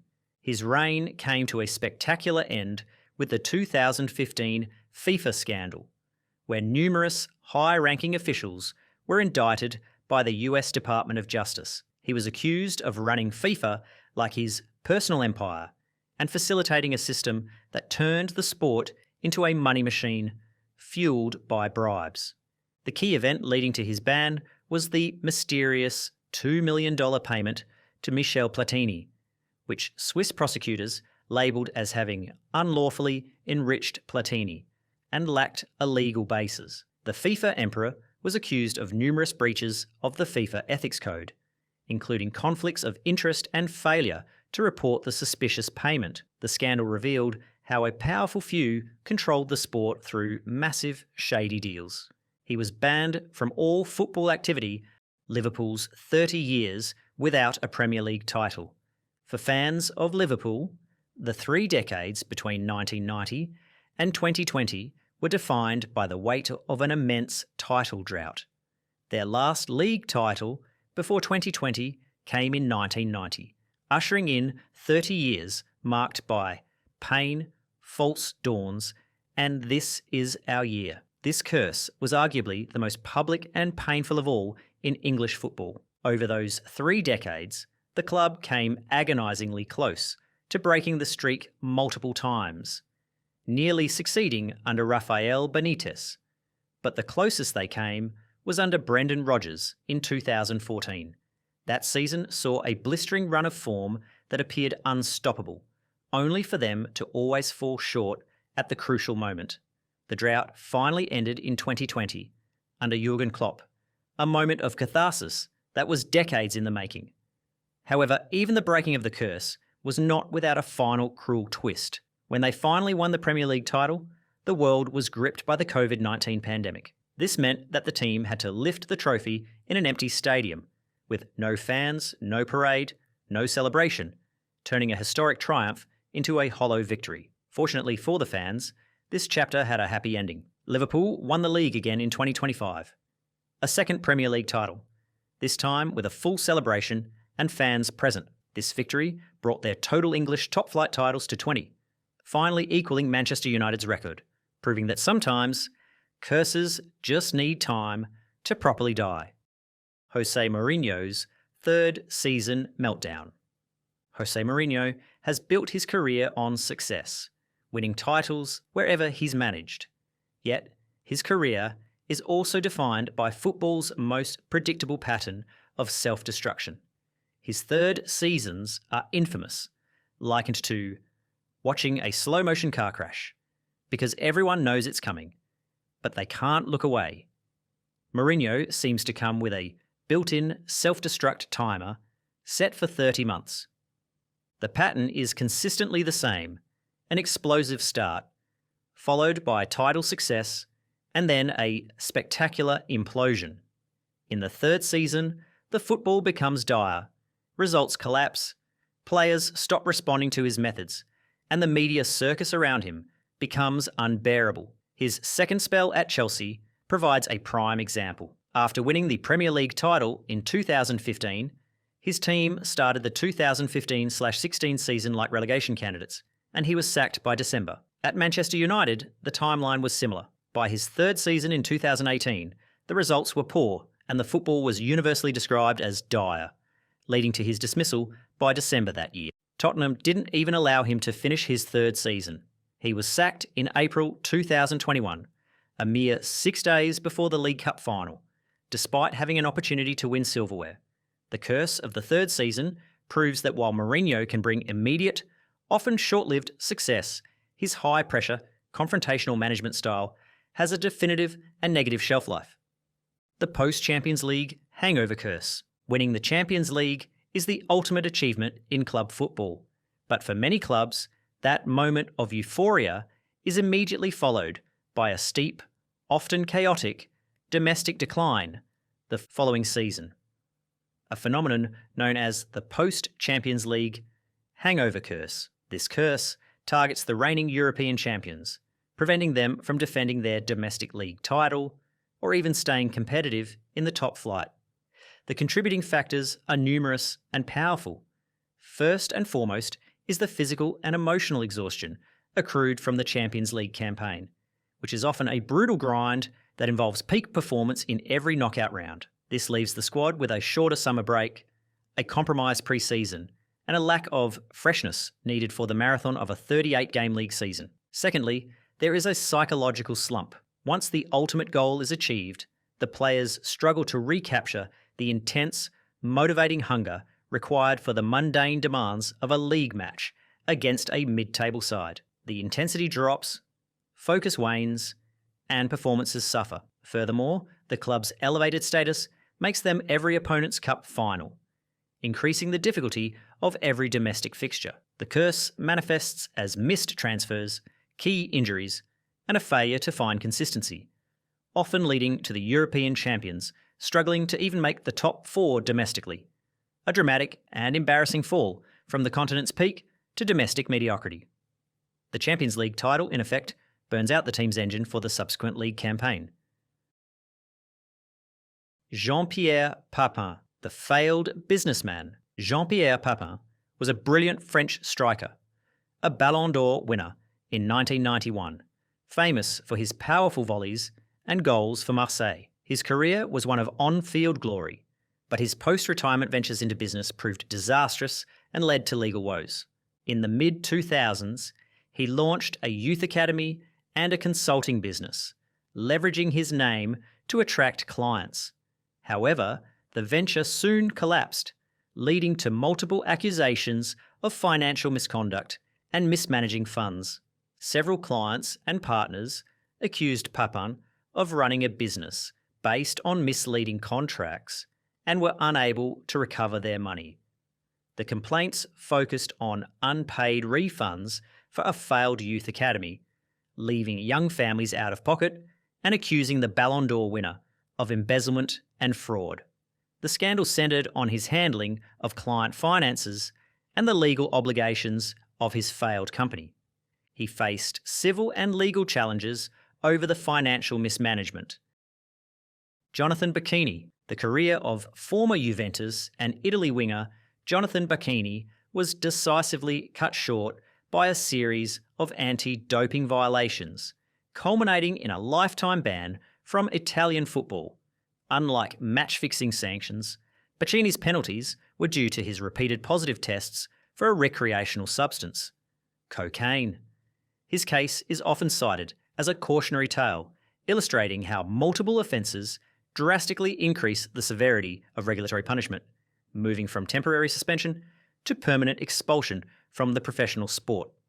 Bacchini's first violation occurred in September 2004 while he was playing for Brescia Calcio. Following a Serie A match, a routine drug test detected traces of cocaine in his system. After a thorough investigation, the Italian Football Federation Disciplinary Commission issued its ruling, and in November 2004, Bacchini was suspended for 9 months. This ban temporarily halted his career, but importantly left the door open for his eventual return to the field, serving as a warning for future compliance. However, the initial suspension failed to deter a second, fatal offence that permanently derailed his professional life. Shortly after returning to action and being acquired by AC Siena in 2005, Bacchini tested positive for cocaine yet again. The decisive urine sample was collected after a Serie A match against SS Lazio on the 4th of December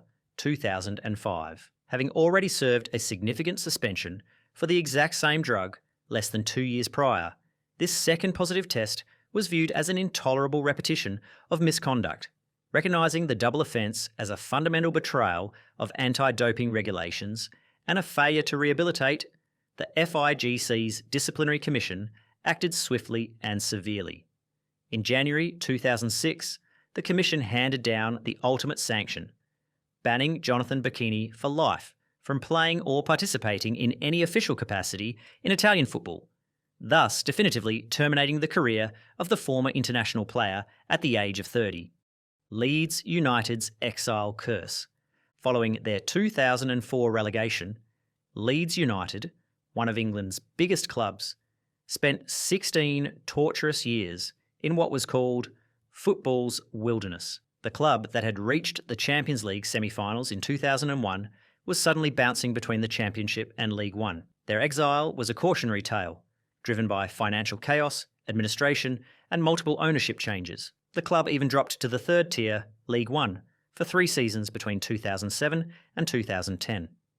The curse of exile finally appeared to lift with the arrival of Marcelo Bielsa in 2018. The Argentine manager instantly brought back the passion to Elland Road, transforming players and creating the most exciting team in the Championship. In 2020, they finally returned to the Premier League after 16 years away, winning the Championship title with 93 points. The celebration at Elland Road was marked by pure emotion. However, the curse struck again.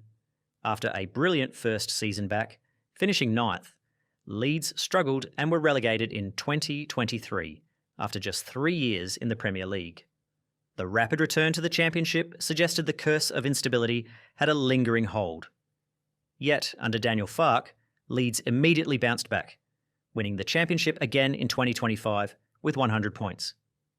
Becoming champions for the second time in 5 years, they secured their return to the Premier League for the 2025/26 season. This second, immediate promotion gave fans the feeling that the curse that kept them down for 16 years has finally been broken. The Benfica European final curse, the curse of Bala Gutmann. No curse in European football is as dramatic or as enduring as the Benfica European final curse, often referred to simply as the curse of Bala Gutmann. This curse originated in 1962 after the legendary Hungarian coach led the Portuguese club Benfica to back-to-back European Cup victories. In 1961 and 1962, a historic feat that put them amongst Europe's elite.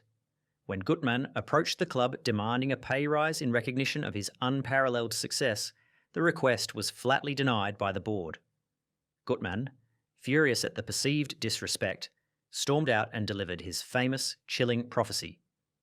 Not in 100 years from now will Benfica ever win a European title. Since that day, in 1962, Gutmann's words have held with devastating, surgical precision.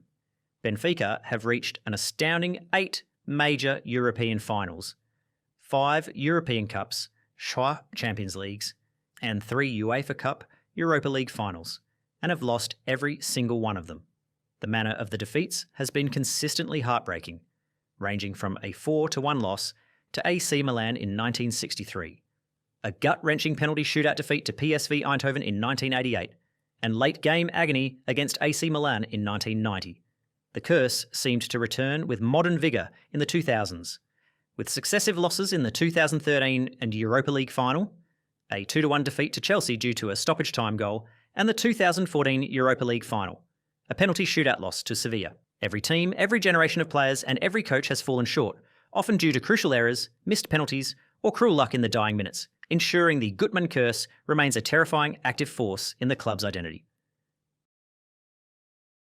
Marcus Bent, the assaulting addict. Marcus Bent was a well-known Premier League striker who enjoyed a long and successful career playing for numerous clubs, including Everton and Ipswich Town. However, his life following professional football rapidly deteriorated due to severe addiction and escalating violence.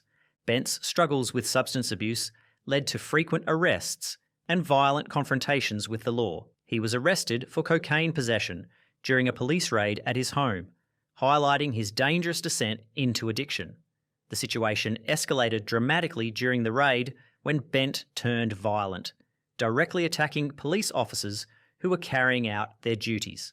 This dual crime of drug possession and assaulting emergency personnel was widely reported, detailing a volatile figure in crisis. His repeated legal troubles painted a clear public picture of a man unable to manage his life without the structure of professional football. Bent faced charges for drug possession and assault. The public display of his meltdown and criminal behaviour severely damaged his reputation, permanently establishing him as a cautionary tale about the dangers of addiction and lack of accountability after a successful career ends. Dominique Taboga. The 2013 arrest and subsequent prosecution of Austrian footballer Dominique Taboga uncovered a wide-ranging match-fixing scandal that rocked the Austrian Bundesliga. The case was unusual because it began with Taboga, a perpetrator, coming forward to the police as a victim of extortion, leading to the dramatic unmasking of his former teammate, Sanel Kuljic. Dominique Taboga, a defender for SV Grudig at the time, initially approached authorities in November 2013, claiming he was being blackmailed by former Austrian international striker Sanel Kuljic. Taboga alleged that Kuljic had forced him to pay nearly €30,000 and had threatened him and his family with violence after Taboga refused to actively participate in fixing matches for Grudig. Taboga cooperated with the police, which ultimately led to Kulic's arrest in a shopping centre car park near Salzburg, while the former international was attempting to collect a further €3,000 from Taboga.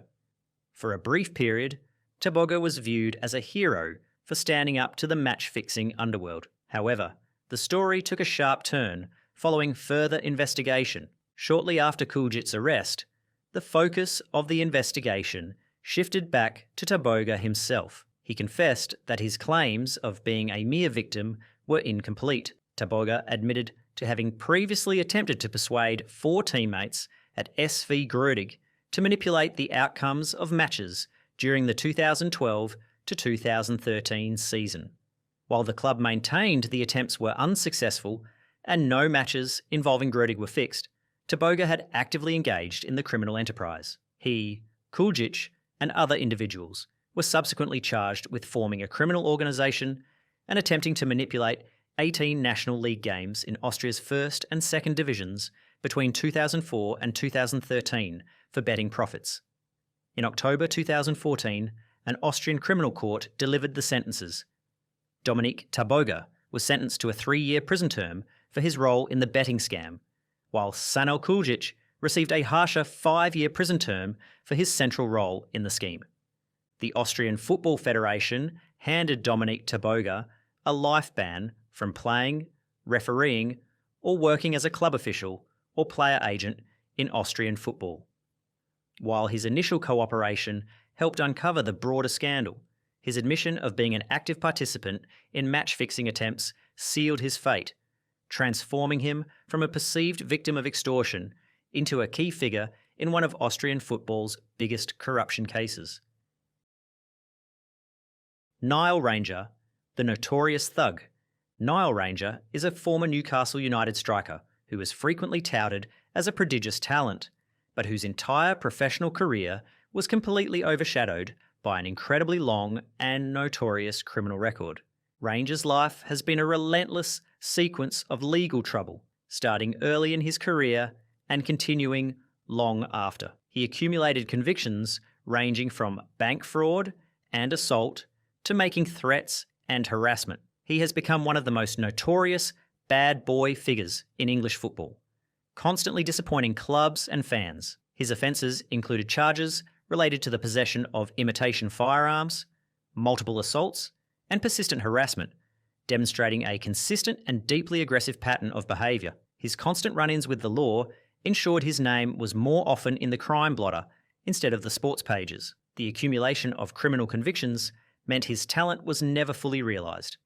Tottenham's trophy curse. For over a decade, no curse in football was more publicly mocked than Tottenham's trophy drought. The club's last silverware was the League Cup in 2008, won under Juan de Ramos. For 17 painful years, Spurs were the punchline for the entire football world, to the point where the derisive term Spursy became a commonly understood word. Despite building world-class teams and consistently competing at the top level, they failed to convert potential into trophies.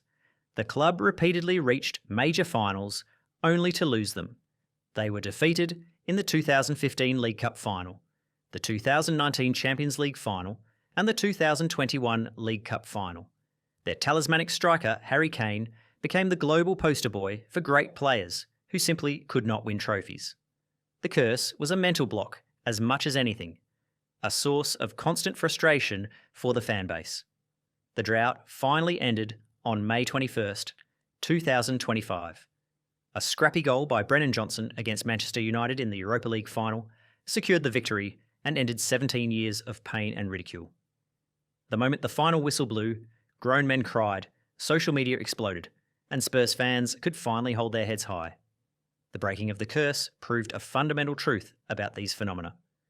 Curses become real when people believe in them. Everton's manager chaos and financial curse. Since David Moyes left for Manchester United in 2013, Everton has been trapped in a relentless cycle of instability, going through managers as if they were running a Sunday League team. This manager chaos became a curse of constant short-termism, preventing any sustained progress and plunging the club into a state of permanent rebuild mode. The list of casualties is long and illustrates a serious lack of patience and planning. Roberto Martinez lasted 3 seasons before being sacked in May 2016. Ronald Koeman was dismissed after only 16 months in October 2017. Sam Allardyce got 8 months. Marco Silva managed 18 months. Even a Champions League winner like Carlo Ancelotti left for Real Madrid after just 1 season. Rafael Benitez had the shortest tenure in Everton's history, lasting only 6.5 months before being sacked. Frank Lampard got 11 months before his dismissal in January 2023, and Sean Dyche lasted 2 years, being sacked in January 2025. To compound the managerial curse, the club was simultaneously hit by unprecedented financial chaos. Everton became the textbook example of how not to run a football club. They were the first club sanctioned under the Premier League's profitability and sustainability rules, resulting in a 10-point penalty in 2024, followed by another 2-point deduction for a separate breach. With the club just 1 point above the relegation zone after Dyche's dismissal, the prodigal son, David Moyes, returned in January 2025 in the desperate hope that he could break the chaos. the double convict. Michael Boateng was an English footballer who primarily played in the lower leagues. While not a global star, his story is a grim illustration of how players can be drawn into the twin worlds of match fixing and serious organised crime, ultimately costing them their freedom and their career. Boateng's playing career ended abruptly in 2014 when he was convicted and imprisoned for match fixing.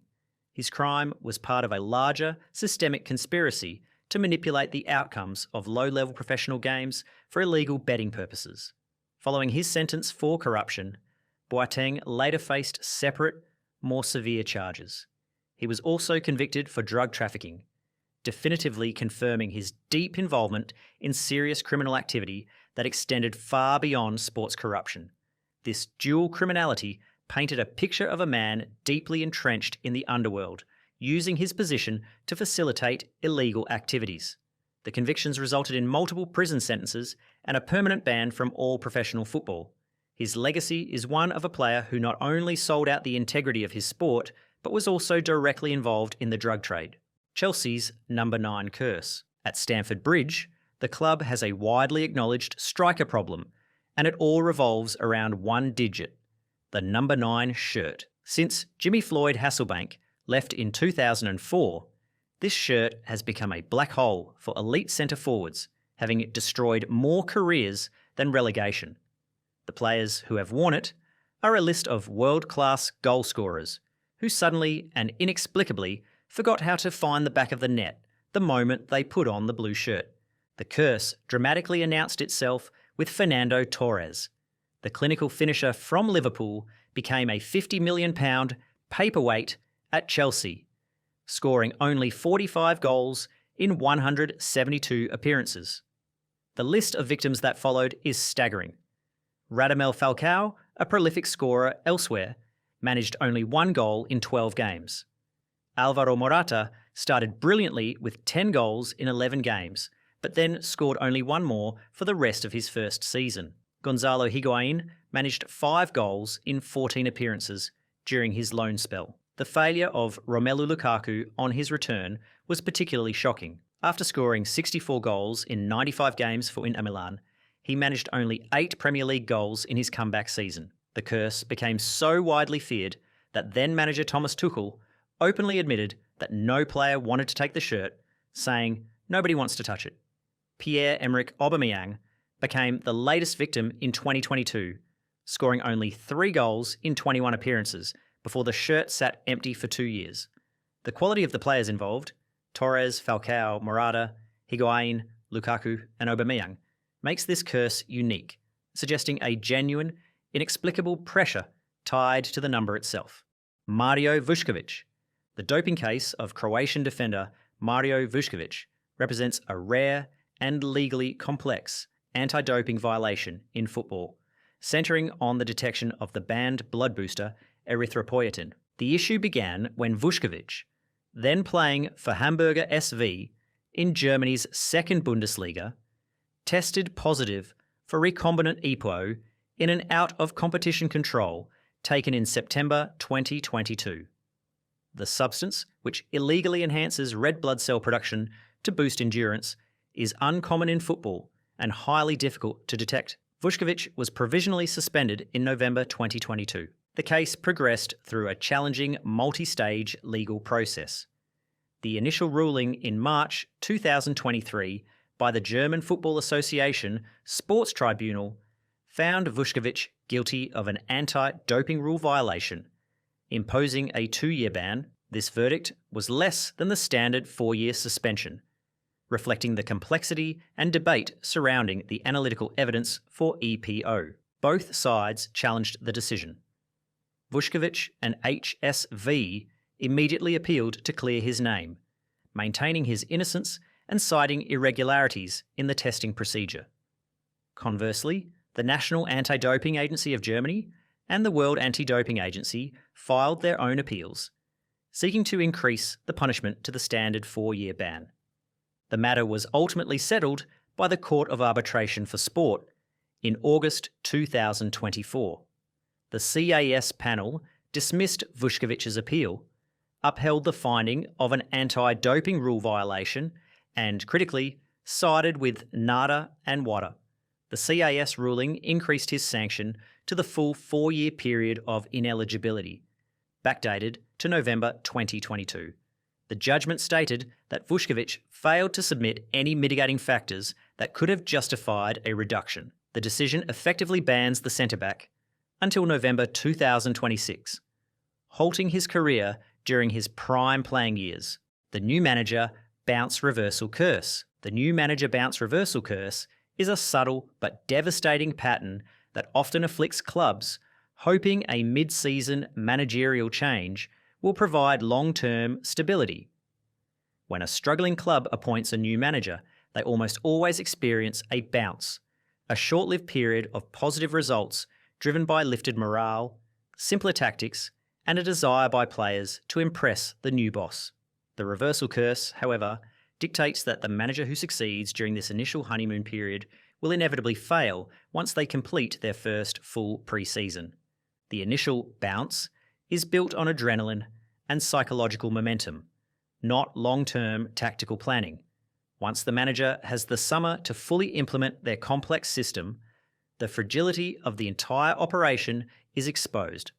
During this critical pre-season, the manager often overthinks the system. The squad grows tired of the intense new methods, and the difficulty of integrating several new, expensive signings into a newly complex plan leads to confusion and discord. Opponents, having had a full summer to analyse the manager's philosophy, figure out the system and exploit its weaknesses, causing the team's form to collapse catastrophically in the first few months of the new season. The curse suggests that the very time a manager is given to plan for the future, the pre-season, is precisely when they doom their own long-term tenure, proving that instant success rarely translates into sustained stability.